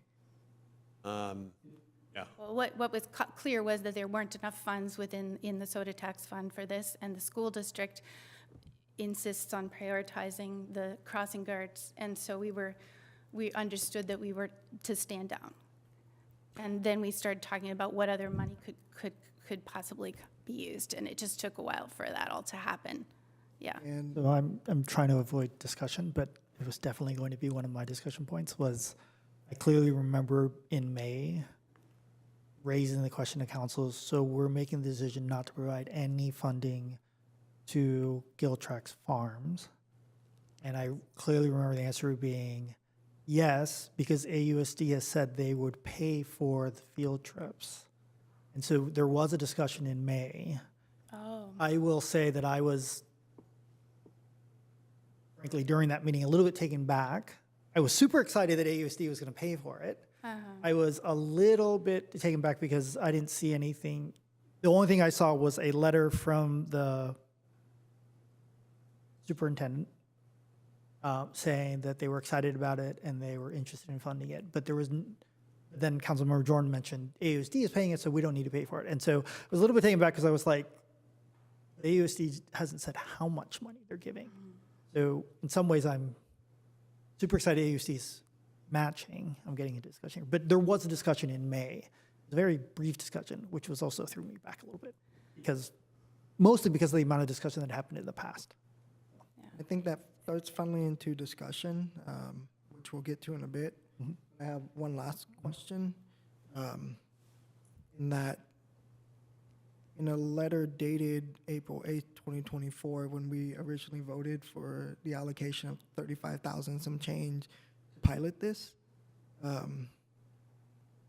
the interim superintendent, Donald Evans, implied that there was commitment that AUSD would take full charge of this if we provided the pilot funding to provide support for the Giltrack farm. And probably less of a question for staff, more of a question for Councilmember Jordan here, but feel free to chime in because I think this is valuable. Where did that fall apart? Probably in the transition. Superintendents, in institutional memory. Yeah. Yeah. I mean, we went back and we asked, and then we were just told flat out, no, that wasn't something. And then we asked again, and we said, I don't think you understand, like, the city was really expecting you to do this, and the city is considering ways to find money to do this, and I don't think you quite understand. And then we received the letter that you have in front of you. So, Yeah, so that was the extent of holding the district to account. That was as far as they were willing to go. So all I can say is that it's our intention to follow up aggressively and steadily and with persuasion and with tours and with visiting from the students, and to make sure that the school district continues to work with us and then to find other sources of funding as well. All right, thank you. Do we have any additional public comments in person? No? We'll go online. Hi, this is Jeremiah. I guess it's more of a procedural, formal question. So let's say the city council hypothetically says, yes, we're going to give $5,000 towards this. How exactly is that going to work? I haven't heard any mention of a tax ID number yet from like the Giltrack farm. But is that how it works? So the city council, they write a check to the Giltrack farm. I'm just wondering, is there a tax ID number involved? And if so, what is that tax ID number, please? Thank you, that's it. Thank you for your comment. To answer the public comment that we had just presented to us, I will say, to my knowledge, the Giltrack Farm is fiscally sponsored by the Social Good organization, so they do have nonprofit status through fiscal sponsorship. So if there were any funds to be approved today to go towards Giltrack Farm activity, it would go through that process. But I also will just clarify that use of the discretionary fund, to my knowledge, is not limited to just nonprofits. But that said, I will bring it back now to council for discussion. I see Councilmember Hanson-Ramirez's finger is ready. So sorry, this is more of still on the question, I guess, because we kind of got jumbled a little bit. So I'm going to just bring it back to staff for a second. And so, because we're working on the fiscal budget, where would this leave us? And what would the potential ask or need be in addition to this money? Well, so this would be coming out of the council discretionary fund, as I understand. So currently, it's budgeted at $35,000. However, what has come out already, you're at $32,750. You take out this additional $15,000, assuming you're funding upon the request in whole, so you'd be at $17,750 for the remaining fiscal year, which is through June. And what other items might come up that would need to be funded through this? That's an absolute good question, and I wish I knew. You know, and that's part of the, and no pun intended necessarily, it's part of the conversation we've had is, you know, the discretionary fund catches those unknowns, so to speak. So there could definitely be some, as Mayor indicated, with regard to community programs and human services and whatnot. And because I believe I heard a number of your operating budget being around 100,000 a year. So essentially, I mean, you get 10, like say you got 10,000 from us and you got 10,000. I mean, that's like, it's 20% of your operating budget right there. This would be in addition to that, specifically for the field trips. Okay. Because the field trips aren't in their operating budget. Gotcha. The tasks involved. Okay.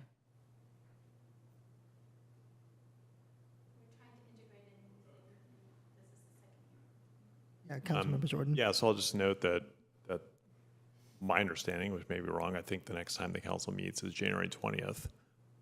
So we'll be more than halfway through the fiscal year by the next time we meet, and there'll effectively be 5 months left, about 5.5 months left in the fiscal year. I will say this, it put me in a difficult situation because one, I'd noted earlier, you know, about feeling left in the dark. I'm shaking a little bit because honestly, my perspective is, you know, as a brown person being left out of those conversations when I'm the appointed person. I'm not angry, I'm hurt, and I'm disappointed. And I'm also concerned about, and I'm putting those emotions to the side. I'm concerned about the use of discretionary funds or AUSD activities when the school district needs to stand on business and fund what they need to support. We got a letter dated April 8th, 2024. I don't care who the superintendent was. They committed, implied that this was taken care of, or this would be taken care of moving forward. We've already, as a council, commit so much to AUSD. It's ridiculous.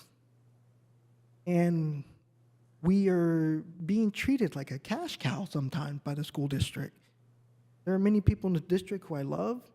I appreciate the work that they do, but I feel like oftentimes we are being taken advantage of, and maybe that's because we haven't had a council with a backbone to stand up to the district and let them know that yes, we are willing to work and collaborate, but it's not going to come at the expense of always us being felt like we're just a place to come for handouts.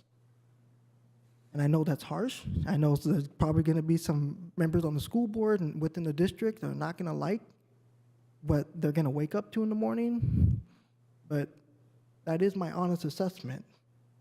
And this is why I don't want to use the discretionary funds for this purpose. I'm happy to look in other pockets of funds or money that we may have within the city to fund this. So that's why I said this is not a lost cause. I would gladly look for other ways to support this. But from the discretionary fund, I'm sorry, I can't do it because earlier I've stated, and I stated in previous meetings, we got people in this community struggling. We got nonprofits, other nonprofits and organizations trying to provide for the broader community.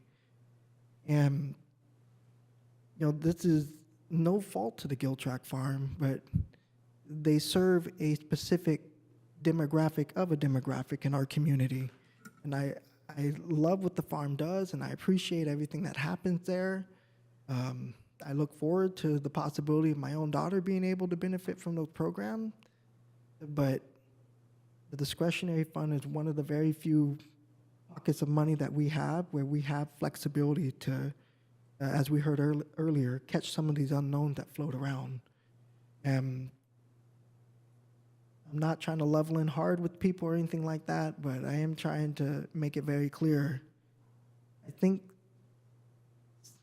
iterations of past city council have been taken advantage of enough by AUSD in the constant request for funds for things that they primarily benefit from.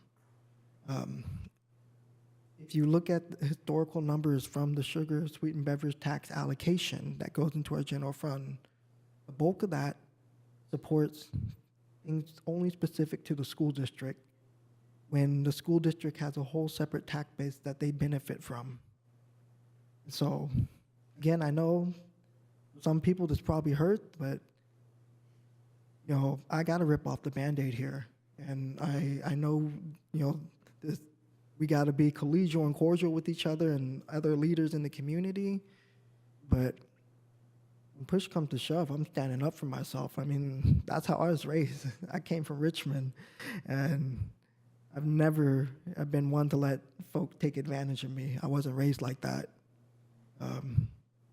It's not the Giltrack taking advantage of anyone. You just got put in a really sticky situation. You're getting played by the school district. We have documented letters. You have statements from the meeting in May. The school district made commitment. They need to follow through on those commitments. Gladly welcome any additional comments from members on council. Mayor, if I may, I appreciate your frankness in both, well, with regards to everything that you said. It does, I mean, I went back and looked up, like I thought, oh, maybe we talked about this in April. No, okay, we talked about it in May. I looked back at the exact date because, again, at that meeting, I understood that our sweetened beverage tax money was limited. But I left that meeting with the impression that the city was not on the hook to help pay for this. My concern, and so I agree with your statement that AUC really needs to step up. My concern, two concerns. One is, if we don't fund it from the discretionary fund, I don't believe we can actually take an action tonight because the language as written says city council discretionary funds for the Giltrack Farm. And I kind of wish the language had been left a little bit more open so that we could consider, but I'm looking at the city attorney, but I don't even think that staff could give you another fund to potentially discuss this. Okay. And so a couple things that I would say is that I truly appreciate everything that Giltrack Farms has been doing to diversify their funding. And they were under the impression, and we were under the impression, that AUSD was going to cover the costs. I would love to follow up with you all to understand who else you have reached out for private side for funding. But my concern is that while this is as described, a turf battle between us and AUSD, the people who are hurting are going to be the students of Albany. I don't know how many more meetings AUSD has. I have no idea what their finances are. But I worry that if we don't do something today, it will mean that there won't be trips this spring, and we are hurting our students. And I am very much ready to have some conversation with board members at AUSD about this issue, let alone a note that I wrote that I think AUSD and this council needs to have more conversations about funding issues. Used to have 2 by 2 by 2, but that really wasn't effective and it wasn't about these kinds of topics. But I think fundamentally there are just some issues that need to be talked about financing so that we don't end up. There should be more agreements before we get to the next food and beverage tax discussion about how we're doing cost sharing with AUSD, if any. I am inclined to help fund the student program, and today, at least tonight, not fund the Verona Hill program until that's more figured out. Like, actually, I'm really excited that you're talking about it being more than just the one project. You know, that it could be expanded, and that is something that I'd love to hear more about as that program gets more flushed out. But I am concerned that, as described, AUSD will not provide the funding unless the city matches. And I will shoot back and give the response. Why is why is the school district putting us in an arm lock when they should just outright commit it? If the school district outright committed that funding, I'd probably have a whole different perspective here. But they are holding our arm in a very twisted fashion here so that they could be like, oh, this is not our fault. This is city council's fault. And I know this is surprising a lot of people because I'm like the most hyper-progressive person in this city, probably the city's ever had. But again, I'm not going to allow ourselves to keep getting played by the district like this. And this is the most animated you've ever seen me, and this is the most emotional you've ever seen me. And I hate that it's happening during my last meeting as mayor. But I'm not going to sit here and allow ourselves to get hustled by the district. And I'm not going to sit here and allow the farm to feel like they are getting played by the district. This is not the farm's fault. This is not Councilmember Jordan's fault. This is on the district. They made commitments. It's in writing. We should not be on the hook to support what the district claims it wants to support. They are refusing to provide funding. And they're putting it on us. It's a no-go for me. Has the PTA been involved in any of this?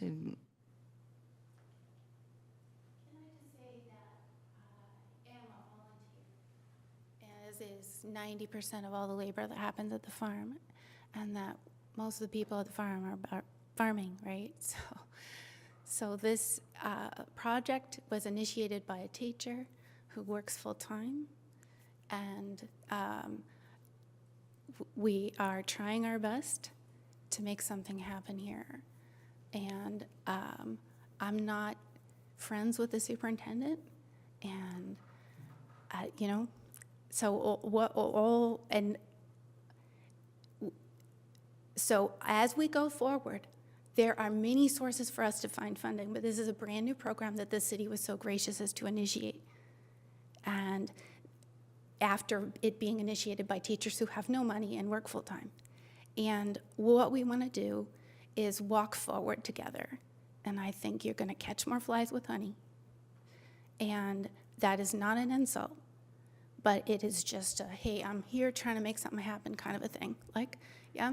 So what I would like to do is to continue trying to make something happen. I have no intention of not insisting that the school district continue to work, right? I have no intention of letting off the heat on them at all. But we need some role here. And the PTA and all of those sources, we're talking about $500 here, $500 here, right? We can start to roll that kind of a ball, but it's going to take a long time, and it will not do what we need to do, which is the infrastructure of making this field trips happen in the next couple of months. So I'm really, really hoping that we could put a little bit in, and that I am putting myself personally on the line and saying that I will leverage it to the max from every possible source. Yeah. And again, I'll say I'm not willing to move forward with anything until I get actual commitment from the district that there's money sent to social good for the Giltrack Farm for their field trip. If we have to come back in January, so be it. Like, I'm willing to hear it. I'm willing to, to do a temperature check on all of us, and, Peggy can be mayor by then, but I'm willing to sit on another side of the dais and hear it out. But again, right now, because there's no commitment, strong commitment from the school district to actually support this, because what I heard through the grapevine is that the district did not commit an actual full 10,000. It's up to 10,000, based potentially on what numbers of teachers that might be interested in. And so this is information that I don't think is getting transmitted through the Giltrack Farm pretty clearly either. And again, this is complete lapse in leadership, talking to other leadership. And by the time I was aware of this, I'd already talked with Vice Mayor McQuaid. And many folks know we don't see always eye to eye on most things, but I think there was one thing we were able to see eye to eye, and that we were a little concerned about requests for discretionary funds at this time, given the timeline. Again, it doesn't mean I'm shutting the door on the Giltrack Farm and supporting this, and me being on board with this. I just can't do it tonight, because I need to hear and know that the district is actually sending money to the population that they're supposed to be serving and helping. We as a city, we're supposed to serve the broader city. And I get that, and I know this program does support a portion of the city community, but it's a gamble, because we already have something in writing from 2024, and they didn't follow through with that. What to say we commit 10,000, district like, whoops, don't have that. I'm not trying to throw too much shade at them, but I'm throwing shade tonight because I'm not letting this happen. And I think this has been a historical problem, which we haven't had past iterations of council with strong enough backbone to stand up to this, because I know it could be a big blowback in terms of PR for a respective individual, and I'm willing to take that. I'd gladly welcome anyone to come at me about how I'm handling this and my reaction and response to this. But, it's not a conversation of fiscal responsibility. It's not a conversation of respect. Like I said, I'm able to put that to the side. My issue is, again, and I've said this several times, and I'm saying it again, the district committed to this. And they've essentially taken 10 steps back, and now they're putting it on us, twisting our arm, and making it very clear they're not going to give money to support their own students. We shouldn't feel guilty about that. I hear what you're saying. I absolutely hear what you're saying, and especially because they sat there and said, yes, we're going to do this, and it's very true. How do we know that, again, what you were saying, could be up to 10,000? Well, what if they just come in with another 2,000? I mean, I think that there's too many unknowns and not enough contractual, written up, agreed upon. I don't see MOUs. Yeah, I need to see the money. So. And can I jump in here for a minute? I totally support what you're saying. But there's another piece of this, I think, that, first of all, I think it's a great program. And the kids, the students learn a lot. They have some real hands-on experience. It's all wonderful. However, it's a field trip. Why is the city being asked to support a field trip or field trips? There are organizations in town. Their mission is to give grants to teachers, which include field trips. There are other organizations that I'm sure would put in some money that have supported the field track in the past. I don't understand why we're being asked to provide a field trip for students, no matter how wonderful the field trip is. And as we've said before, we pay all of the crossing guards. I mean, in my mind, that ship sank a long time ago. We're going to do that because they're not going to do it, and I think they should. So again, like you're saying, we're giving and they're taking, and not working out sometimes. But I do think it's important to think about this as a field trip. And does the City of Albany provide field trips for students? And if we do, are we going to send kids to the Exploratorium and to the, what's the other one they do? I mean, they do a lot of field trips, but why are we doing that? Yeah, I mean, I remember taking my kids to Ardenwood Farms, historic farms, and that was never asked to be funded by the city. And as a parent, I maybe had to pitch in a little bit myself too.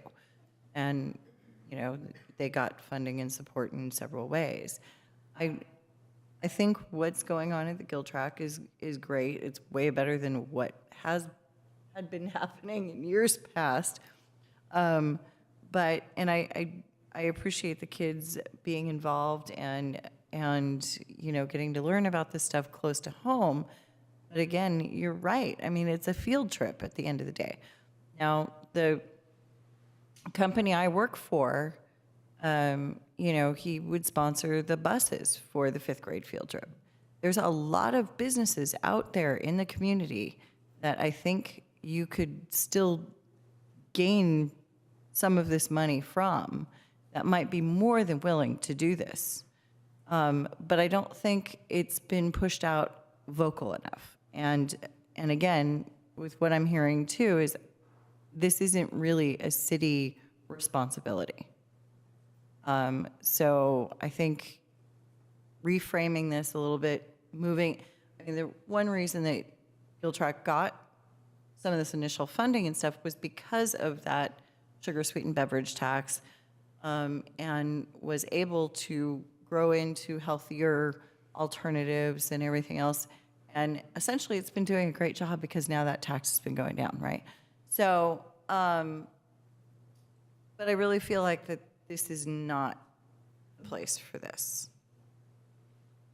I'll say really quickly, I don't want anyone at the Giltrack Farm to feel like the term field trip is trivializing the impact of the program, because I will acknowledge the impact, the field trip, they are a force multiplier. They do encourage and inspire these young people to then talk to their families and their friends and think about creative ways to engage their community and their local ecosystem. That's important. As an ecologist, as a PhD candidate at Berkeley and ESPM, I recognize that. I get that. And as one who has children in the school district, I get that. But again, a district that has historically failed our students with certain support system, and then now squeezing the arm of city council to potentially see how this plays out, I think it's really messed up. It kind of feels like they dropped the gasoline over here to see if the fire would start here first. And so again, that's why I keep wanting to reiterate, this is nothing, no fault of the Giltrack Farm, no fault of Councilmember Jordan. The field trips are amazing. Like I said, force multiplier. I want to be able to commit and support this, but when, as Councilmember Hanson Romero acknowledged, when there's no contract, MOUs in place, and we can see, and nothing definitive coming from the district, it's really hard to support that. I know, Councilmember Jordan, you've been pretty quiet and patient over here. I want to give you time to speak your piece if you have anything additional to add. Go for it. Yeah, thank you.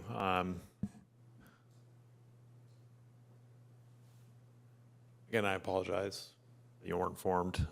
I guess my perspective on the relationship between the city and the school district is a little different, but that's not to I appreciate you looking into the history of commitments in a way that I did not do.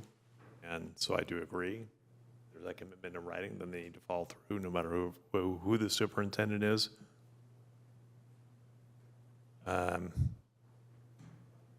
But in my experience, Albany is what it is because of the schools. And why would the city support this? And I'm not arguing for a vote to support it tonight. I think it's pretty clear on that front. This is a facility that is in the city of Albany. It's not like Ardenwood. It's not like the Exploratorium. Or Chabot Science Center. It's fundamentally different in that regard because as a force multiplier, people can go there as a part of their regular existence in a way that they can't to these other places. And it clearly sparked something. I mean, you heard from a high school student who founded a club in response to being on a field trip. What other field trip does that happen with? Or it's a characterization of the sugar, sweet, and beverage tax essentially going to the school district. I do not view the crossing guard program as something the school district should fund. The city owns the streets. If the streets aren't safe for our children to move around in, that's the city's fault. So the bulk of the sugar, sweet, and beverage tax has gone to dealing with a problem that the city has with the infrastructure that it has built, that our students are not able to move around safely. We're working on that, but I feel very strongly about that. So yes, we have funded some programs for the school district, but I will never accept that the crossing guard program is something that we have funded for the school district.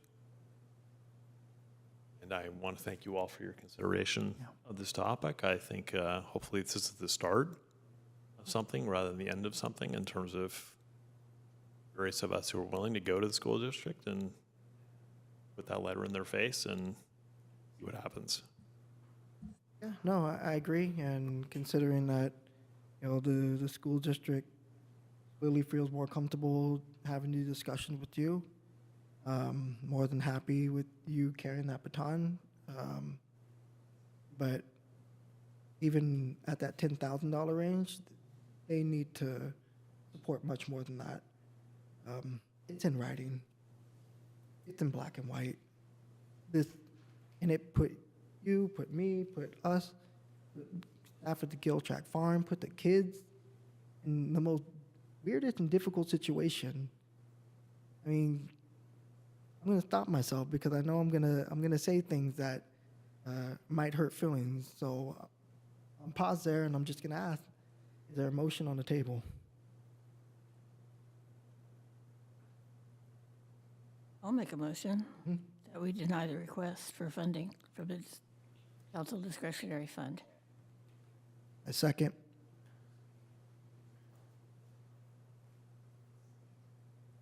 Can I make a counter motion? That as opposed to denying, we table it until Table January? it, keep it open. Yeah, to January. My worry is denying it. Make it finite. Yes. Maybe I'm wrong, but it might make it harder to get it back on the agenda. We'll see what. I'm fine with tabling it. I would second that We'll motion. see what Councilmember Jordan comes back with. Vice Mayor McQuaid, do you accept that amendment to the motion? No, it wasn't. It's not an amendment, right? It's a replacement. Okay. It's a replacement, so I don't. Okay. I think in theory, you vote on the replacement first, and then if that doesn't pass, you vote on this motion. All right, we have a motion and a second. City Clerk?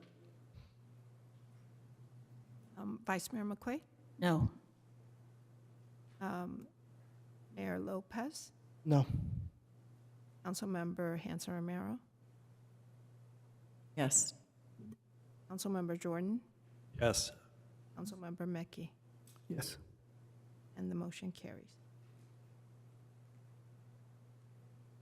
All right, we will now move on to item 11-3, updated 2025 salary schedules for City of Albany employees, city staff.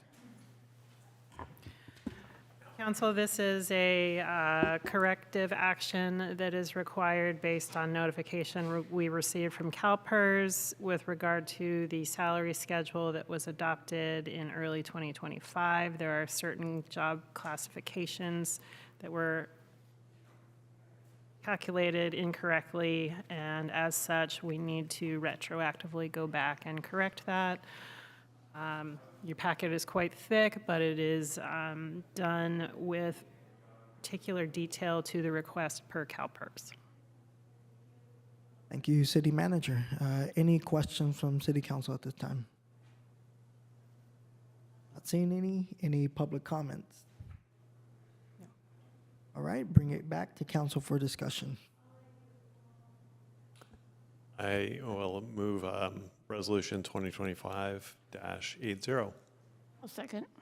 All right, we have a motion, a second. City Clerk? Councilmember Mickey, Yes. Vice Mayor McQuay, Yes. Mayor Lopez, Yep. Councilmember Hanson Romero, Yes. Councilmember Jordan. Yes. Motion carries. All right, thank you very much. Now to one of the additional exciting parts of this evening. I know it's been quite an evening, and I thank you for your patience, Vice Mayor McQuaid, and all of this. We are on item 11-4, City Council reorganization. City staff, any comments, report on this? City Clerk will deliver the staff report. Good evening, Council. This is your annual reorganization of the City Council, where a mayor and vice mayor is appointed for the next year in accordance with the City Council reorganization appointment guideline in the council procedures and policies.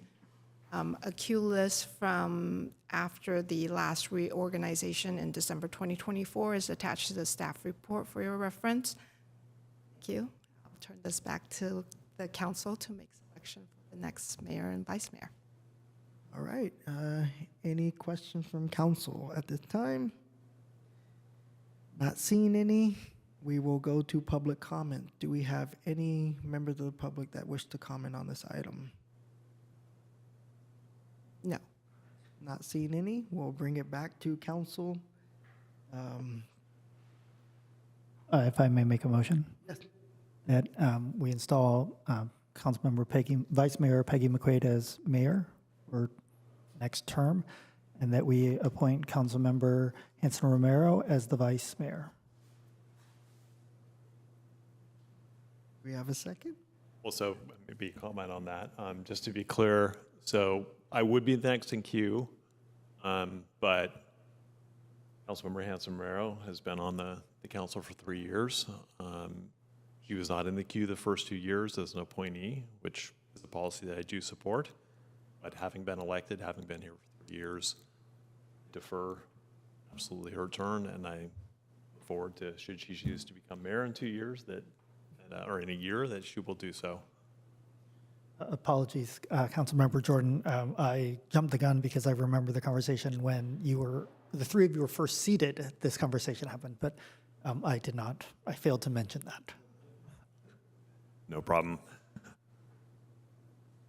I will second. All right. Thank you for the. City Clerk? Okay. Councilmember Hanson Romero, Yes. Councilmember Jordan, Yes. Councilmember Mickey, Yes. Vice Mayor McQuaid, Yes. and Mayor Lopez. My last yep as mayor. Yep. The motion carries. We have Mayor McQuaid and Vice Mayor Hanson Romero. And the women take over. This is where I get kicked out of the seat. You could stay there. Yes, stay there, 'cause I got papers Well, everywhere. you deserve that gavel. I'll take the gavel. Don't use it on me. Not tonight. Well, thank you all. I really appreciate your support. Where are we here? So I would like to perhaps go off script a little bit and take a few moments to thank you for your exceptional service to our community over this past year. You've shared your authentic self with us in a way that was both heartfelt and truly special. And I am constantly amazed with how much you get done, having two children that are both in those ages that need, I guess every age needs a lot of attention, but high school and 3-year-old is a lot of attention. And that you're getting your PhD. I don't know how you do anything else, but it's amazing. And there's a lot of other things that you're doing, and I'm just always so amazed and impressed with all that you get done. I want you to know that I really value the partnership that we've developed over this past year, and especially the respect that you constantly showed me. From the get-go, I really appreciated that. And I will be reaching out get your thoughts and your perspectives. And I just want to say one more thing I've skipped over a bit. There have been other mayors that have had a chief of staff, but by far yours was the cutest. Would any other council members like to share a few words? I think you've done a tremendous job, and yes, to echo all that she said, I know really Chief of Staff is actually doing a lot of the work behind the scenes. I know that that's really what's going on, but no, you've done a tremendous job, and I appreciate how we as council have all really connected and worked together, and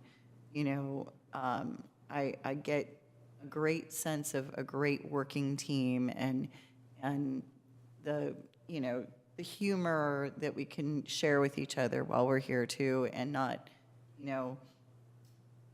look past any differences and move our community together forward. So thank you, all of you. Anyone else?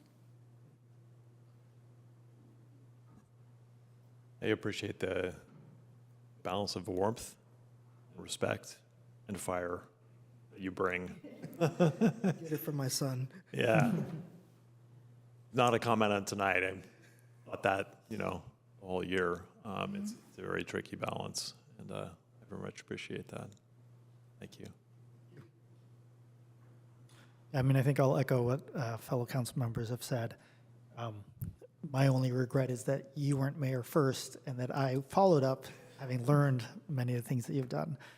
I think it was incredible to have Aaron kind of guiding kind of how you run a meeting very punctually, but I think with the warmth and passion that you've brought to the mayorship has been incredible to watch. I appreciate it. And I'll just say thank you to all of you as colleagues on city council for working with me, whether we agree or disagree, but working with me to have these fruitful discussions with intentionality, with love and empathy.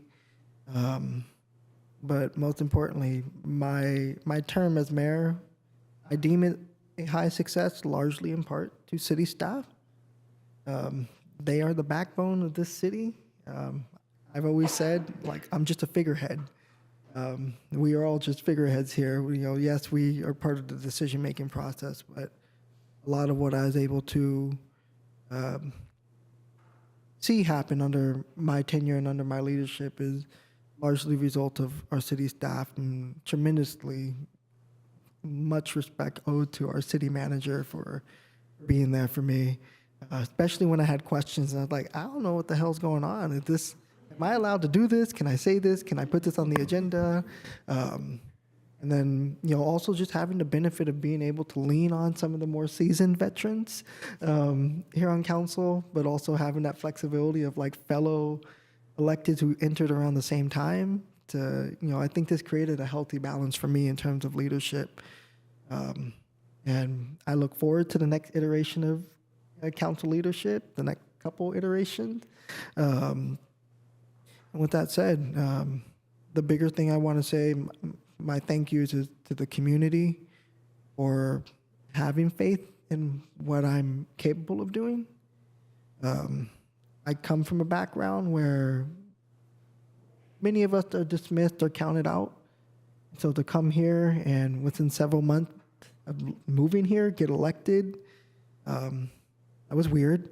But being able to then showcase and demonstrate my thought processes and how that works, and being able to prove to people that UC Berkeley didn't goof up when they admitted me into their PhD program. But most importantly, the city and the decisions that these fellow leaders make, John, Peggy, Preston, Jen, and Aaron, who previously served with me. The city has provided a really safe community for my kids. My daughter has been striving ever since we moved here, and she never gets big-headed, or never had gotten big-headed about her father being the mayor. But I know she thoroughly enjoys going to these events that I go to, and people saying hi to her and like, oh, we hear so much about you. They skip right over me. Latifah Simon walked right past me and went to my daughter. And then my son, like, I was really worried. And I think this is one of the first questions I had for Preston when I was thinking about running for council. How is this city towards people that look like us? Like, I'm about to bring a little brown kid into this world. Are they going to accept him? That boy owns Solano Ave. I don't care what Solano Ave Association says. That boy is up and down. Like, several of the business owners know him better than they know me. Like, they're saying hi to him and know his name. They don't even know I'm the mayor. And I think that's beautiful. I think that is Albany. Like, that's what makes leading this city magical, because you know you're doing your job right, and the people don't even need to know who the mayor is. They just know that things are getting done. And I will say the chief of staff is getting fired tonight. I don't know. He did very little to support anything I did. He's out. I will be opening up roles for chief of staff again. He's more than welcome to apply. I do get worried, though, when he turns 4 soon. He's going to be that little jerk that comes during public comment and always has something out of this world to say because he has a sassy mouth now. But my long-winded way of saying thank you. And I look forward to learning a lot from you, Peggy, under your leadership now. As you've stated, being able to learn from me, I think the feelings are mutual. Learning from different leaders in this community and the broader Bay Area has definitely helped shape my perspective on a lot of things. I'm not gonna lie, I came in 2022 as a hothead. Like, I'm ready for that action. And I seen, when you enter elected office, you realize things have a very slow way of moving. Not in a bad way, it's just the process. And those processes are important because it makes sure things are done the right way, or at least to the best of our possibilities and imagination with the information we have in front of us. Look forward to all of that. Thank you. Is there anyone in the public that wants to speak? Anybody? Okay, great. All right, that takes us to item 11-5, council appointments to county and regional bodies. May we have a staff report, please? There's another annual item that the council, for the council to discuss the appointments to county and regional bodies. A representation of the city is required. The council review and update the appointments to the county and regional bodies, typically annually in December. And staff is recommending council to update as necessary per the guideline and to make appointments to all county and regional bodies to ensure city is represented. I've placed on the dais for your convenience the current appointment worksheet with the columns to fill in for the upcoming year. Know if you have any questions. Thank you. Thank you. Are there any questions from council?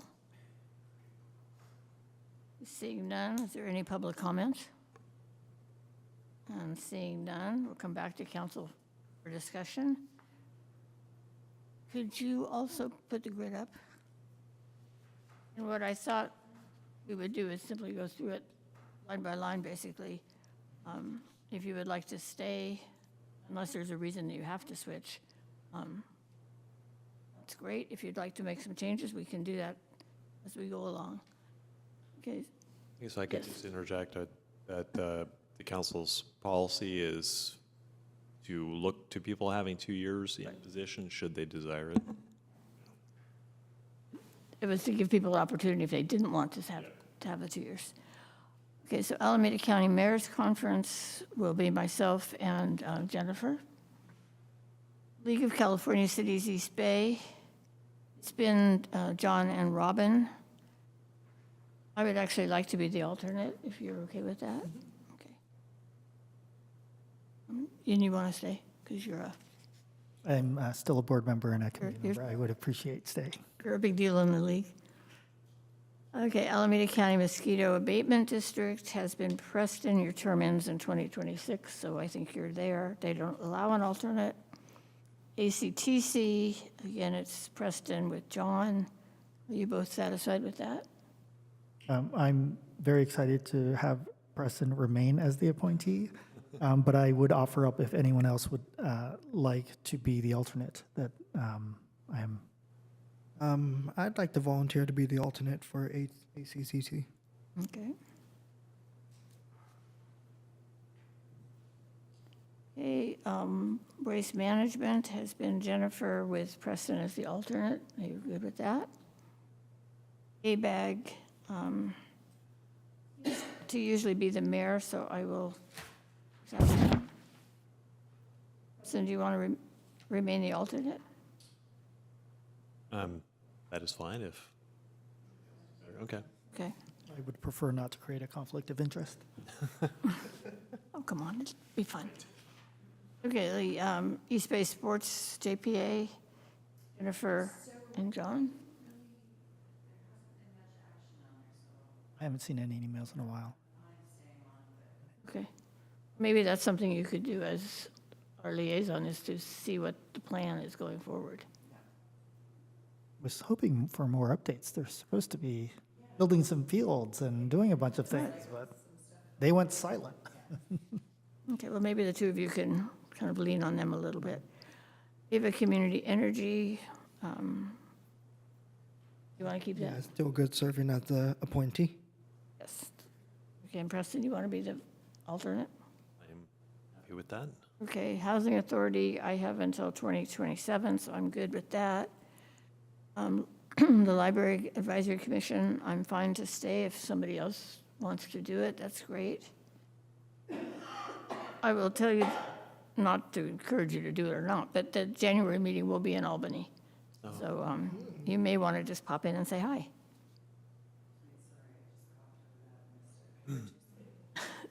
We meet quarterly, so the January meeting will be in Albany for the library board, just so you know. It's actually coming back to Albany quite quickly. I know. Yeah. I think, well, I don't Lucky know. us. Yeah, lucky, yes, totally lucky me. Yeah.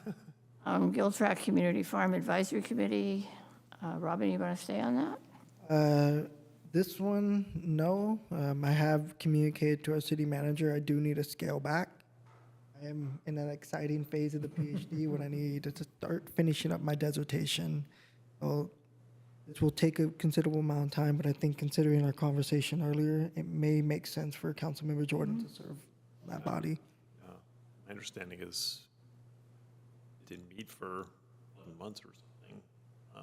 But you got it to meet in December, so. Yeah, we just had a meeting in December, and they have been working on having more frequent meetings.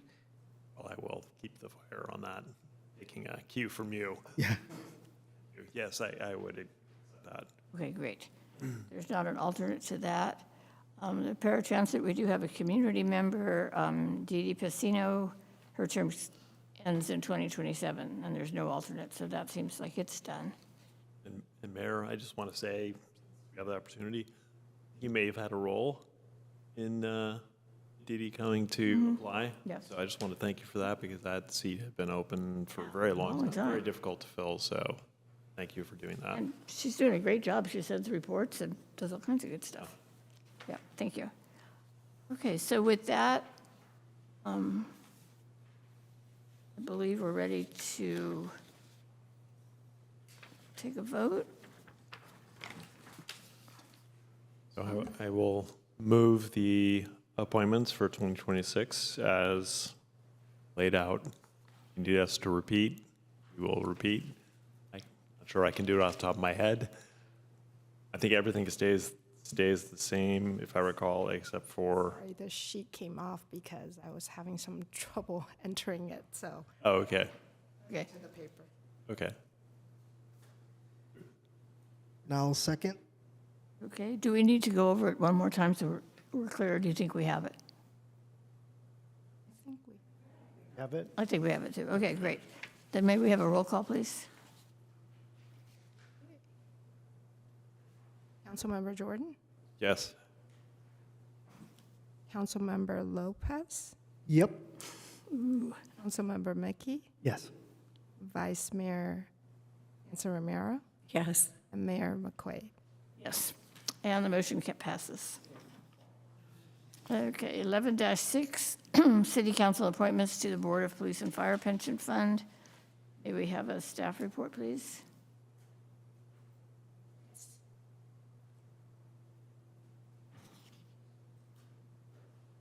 I promise this is the last time you have to listen to me this meeting. The item before you is the appointment of alternates to the Board of Police and Fire Pension Fund Commissioner. For City Charter Section 9.01, each board member can have alternates designated. These alternates may serve for a period of up to 1 year unless again appointed. Staff is recommending council to select a council member to serve as Mayor McQuaid's alternate and reappoint the other alternates as recommended. I'm happy to answer any questions. Thank you. Are there any questions? Okay, is there any public comment? All right, let's bring it back to council. Is there somebody who would like to volunteer for this? Again, they meet quarterly. I always find it good education on finances. I mean, I'm retired at the beginning of November, so I do have more time now. I'm not angling to do this, but if it's helpful to the body, I'm happy to do it. I was going to offer up that it might make sense to have someone from the fiscal. Audit and fiscal sustainability. Yes, thank you. As an alternate, but I also agree, actually, Councilmember Hanson-Romero, if you were to serve as the alternate, that would prepare you for next year when you would be mayor. So I'm open to either. That was not me volunteering, though.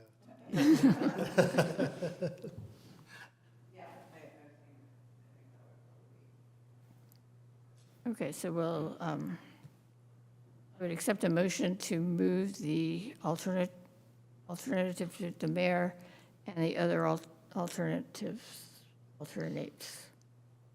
I'll move that the vice mayor be the alternate. And can you also move the other? Maybe one motion. Is that okay to have one motion? Yeah, if you can go ahead and advise me on that, I'm not. Okay, so we're having Isabel as the alternate for the city treasurer, the deputy city clerk as the alternate for the city clerk, two different police officers, Ryan Welsh and three, actually, Manny Torres and Jonathan Torres, as the alternates for Lieutenant Kurland, and James Murphy and Desmond Smith as alternates for James Berry in the fire department. So moved. Thank you. I'll second that motion. May we have a roll call, please? Okay, Councilmember Mickey, Yes. Vice Mayor Hanson-Romero. Yes. Mayor McQuaid, Yes. Councilmember Jordan, Yes. and Councilmember Lopez. Yep. And the motion carries. I'll note that I'm taking this opportunity that as the new mayor, usually is not one who seconds. Mayors typically aren't the ones that second motions, that I am taking full advantage of jumping in before Peggy now. And you'll probably have to remind me. If Preston and I have a thing going about motions and seconds. We got this.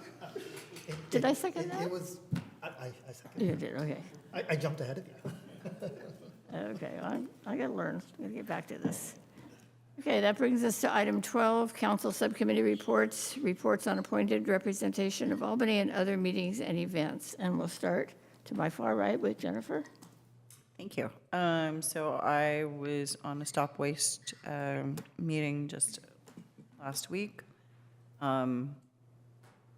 You'd be surprised to know that, and it varies in different cities and stuff, but those compostable bags and whatnot, a lot of them are not really compostable and they're jamming up the machines and it's causing to be one of the biggest issues.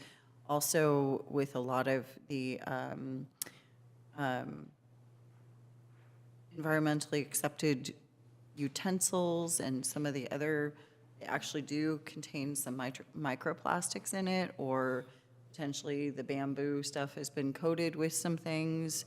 So there's a whole, like, you know, trying to, you know, herd cats with all this stuff. So, and it's different depending on the different sorting facilities, what they'll accept, what they won't. If some of the sorting facilities, if you are bagging up your compost like that, and they go to a specific sorting facility, they may be tossing all that stuff in the landfill. So it's really, really, you know, try to, and that doesn't necessarily happen with every jurisdiction, but just know that they're trying to get a handle on this. They're trying to figure out ways to make sure that, you know, the things that are fully organic are fully organic. They, a lot of times, we talked about it in the meeting, you know, people don't like to deal with the compost, and so they're using the bags, but it's probably a better idea to just directly dump it in the can. You know, maybe put some paper towels down, or, you know, cardboard or whatnot, but it's probably best to do that. And just make sure you're looking for like the little leaf labels. I know that they've been working with the city, going around through to the different businesses, trying to make sure that people are adjusting to all the new laws and regulations. And so anyway, I've got another meeting with them on Thursday, so we'll see what that part of that comes out. But just to make people kind of aware, and again, there's more information about this. Go on to stopwaste.org. You'll see kind of different information, different labeling, what to watch out for potentially. So there's still more to know, essentially. Well, somebody who lines his can with those bags. Do we need to do any more education with our restaurants with the compostable foodware, that they're understanding that maybe what they think is good isn't, and they're trying to do the right thing, but sort of being led down the wrong path? My understanding is staff has actually been working, going door to door, and Stop Waste has been helping them with that process, to go to the different restaurants and businesses to help them make these adjustments. Right. Sometimes saving money in as well. I just don't want them to think they're doing the right thing and not be. Sometimes we're all thinking we're doing the right thing and we might not be. Yeah, exactly. Okay. As I said, we'll keep this short and sweet. Alameda County Mosquito Abatement District and the Alameda County Transportation Commission both in the last month received their audits last fiscal year, and they were both unmodified with no findings. And I'll leave it there. All right. I had attended my last meeting at the mayor's conference as the mayor under this current tenure in Dublin. I will say the mayor of Hayward, Mark Salinas, was very intrigued by the mashed potato bar. Mashed potato bar was the thing. Mayor McQuaid's giggling because that's all he kept talking about for the remainder of the night once we accessed the mashed potato bar. If you're curious what that What a looks mashed like, potato bar. it's martini glasses with mashed potatoes and all the fixings and like the Mexican salsa. It was delicious. It was really good. It was. So were the cookies. So the cookies were Yeah, good. there's cookies too. I might have walked out with a handful of them. They never made it into my digestive tract, unfortunately. I do not know who took them, and that's why I may fire my chief of staff. Additionally, we did have a Dean's Advisory Committee for the Giltrack Farm. I will say it looks like it's definitely in good hands moving forward now that there's been some proper organization from the UC side. I think that's where the loose end was. So I'm happy to see that there's the conversations in that meeting were very progressive and thinking big and thinking more forward. Nothing tangible came out of that meeting other than to say that there was a lot of good energy in that meeting in terms of excitement going forward. I did let them know that I would likely have to step down due to things going on in my personal academic world as I'm trying to wrap that up at Berkeley. Ava Energy Community Meeting, we have it next week. We will be going over our budget and finances soon. Crossing fingers, things look good. We have had some contention here and there of late around requests for, or not requests for funds, but possible contracts that were up for consideration and had to be pulled back. Not pulled back, but reconsidered after community members had raised concerns about a entity that I don't want to name at the time, but had concerns about that entity having associations with federal agencies. As well, attended the League of Cities holiday event. That is also one of the events where people went up to my daughter instead of me. I'm not salty. And then she was probably the troll of the holiday evening. I think Mayor McQuaid was one of the victims. He was stealing chocolate that the League of Cities provided and was giving it to the elected officials and saying, "Merry Christmas." That's so cute. He was distributing the chocolates. That's what they were for. That was perfect. And then lastly, I had attended the Ocean View PTA event, the Winter Wonderland Festival, in partnership with all the parent group in the school district. I came as, however you want to define a unique-looking Santa. I kept calling myself Temu Santa. If anyone's familiar with things you order online, I was Temu Santa. I called myself Government Shutdown Recovering Santa. It was a rough time to access food, but no, we had a really great time. There was a lot of happy kids there, and just really happy for that to have been like my last hurrah for community events as mayor. Last night, was really happy just to see community come together, share different aspects of their culture. I know Mayor McQuaid. I'm getting used to it. I know Mayor McQuaid's going to talk about this toward the end of the meeting, but just knowing that there were things there to be shared about, like Noche Buena, Yalden Night, Hanukkah, Kwanzaa, and just understanding and recognizing that unfortunately we didn't have folks from the Jewish Parent Engagement Group there, likely for a lot of reasons. I don't want to make assumptions, but there's certainly and thoroughly missed that evening, but still well represented in the terms of, in context, in terms of things being displayed and kids being able to have coloring sheets and making ornaments and such. And that concludes my report for activities. Thank you.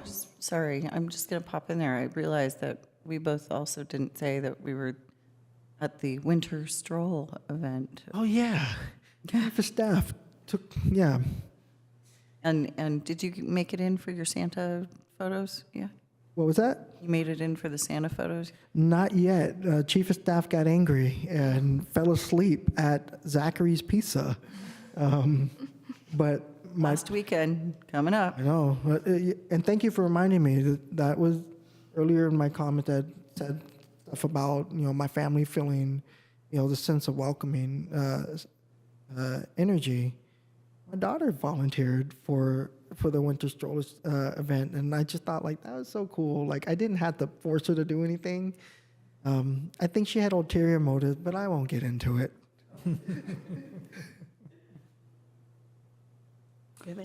I attended a East Bay Board Division meeting last week, and one of the updates, actually, thank you, City Manager. I had heard about what is described as the Local Taxpayer Protection Act to save Proposition 13, which is the ballot initiative effort to remove charter cities' abilities to pass a bunch of these taxes. I had not heard that it got to the point where the signatures were being actually verified. What I had heard was they were still collecting signatures. So that's an update. A couple things just to be aware of. There are 2 members of the state who are working towards housing bond, and I know that many of you on this board, on this council, are interested in affordable housing. They're trying to work to bring a $10 billion bond to this coming election cycle. There are probably going to be a bunch of taxes and bonds on this 2026 election cycle.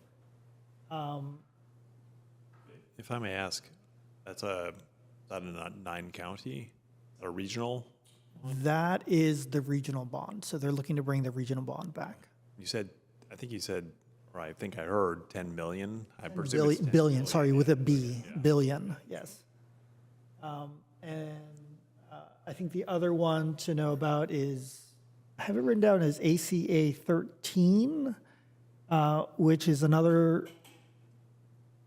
was a legislation about voting threshold. And so we'll get more updates in January. So starting January, there's a timeline in which any piece of legislation that's in its second year has to get enough votes to keep moving forward.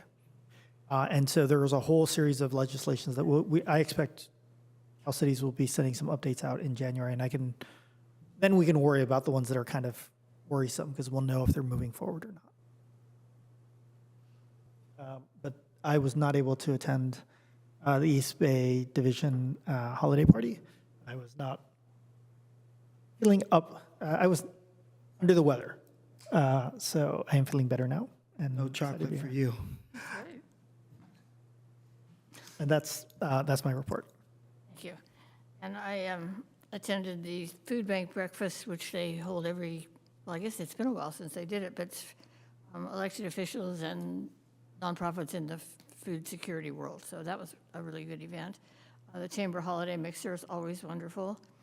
I spoke to Cub Scouts, which was interesting.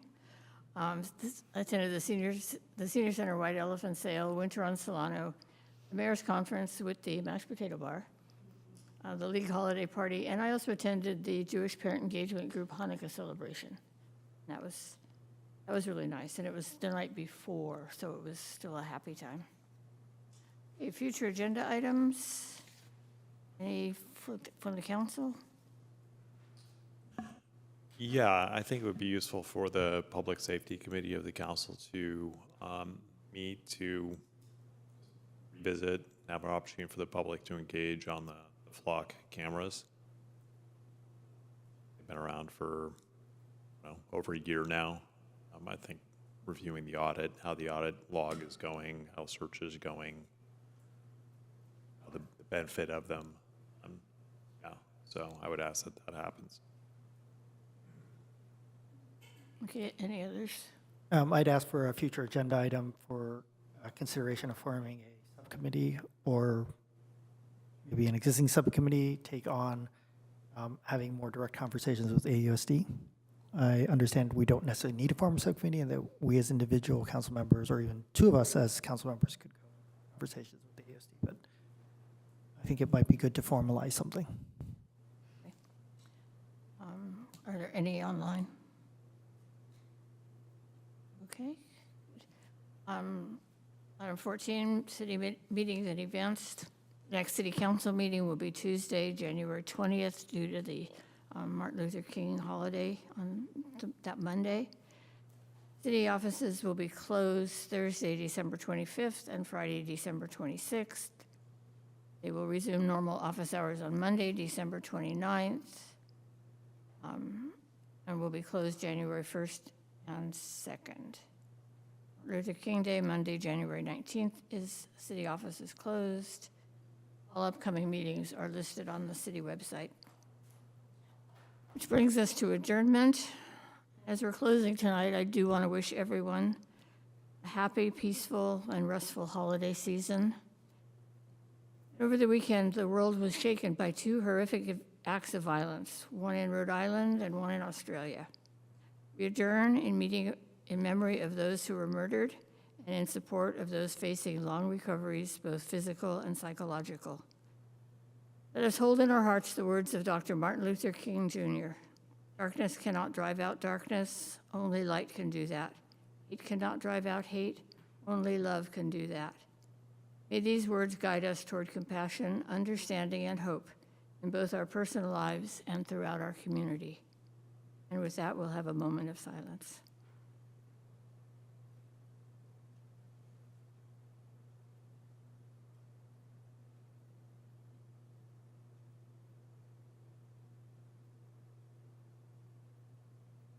And with that, we are adjourned. We'll see you all next year.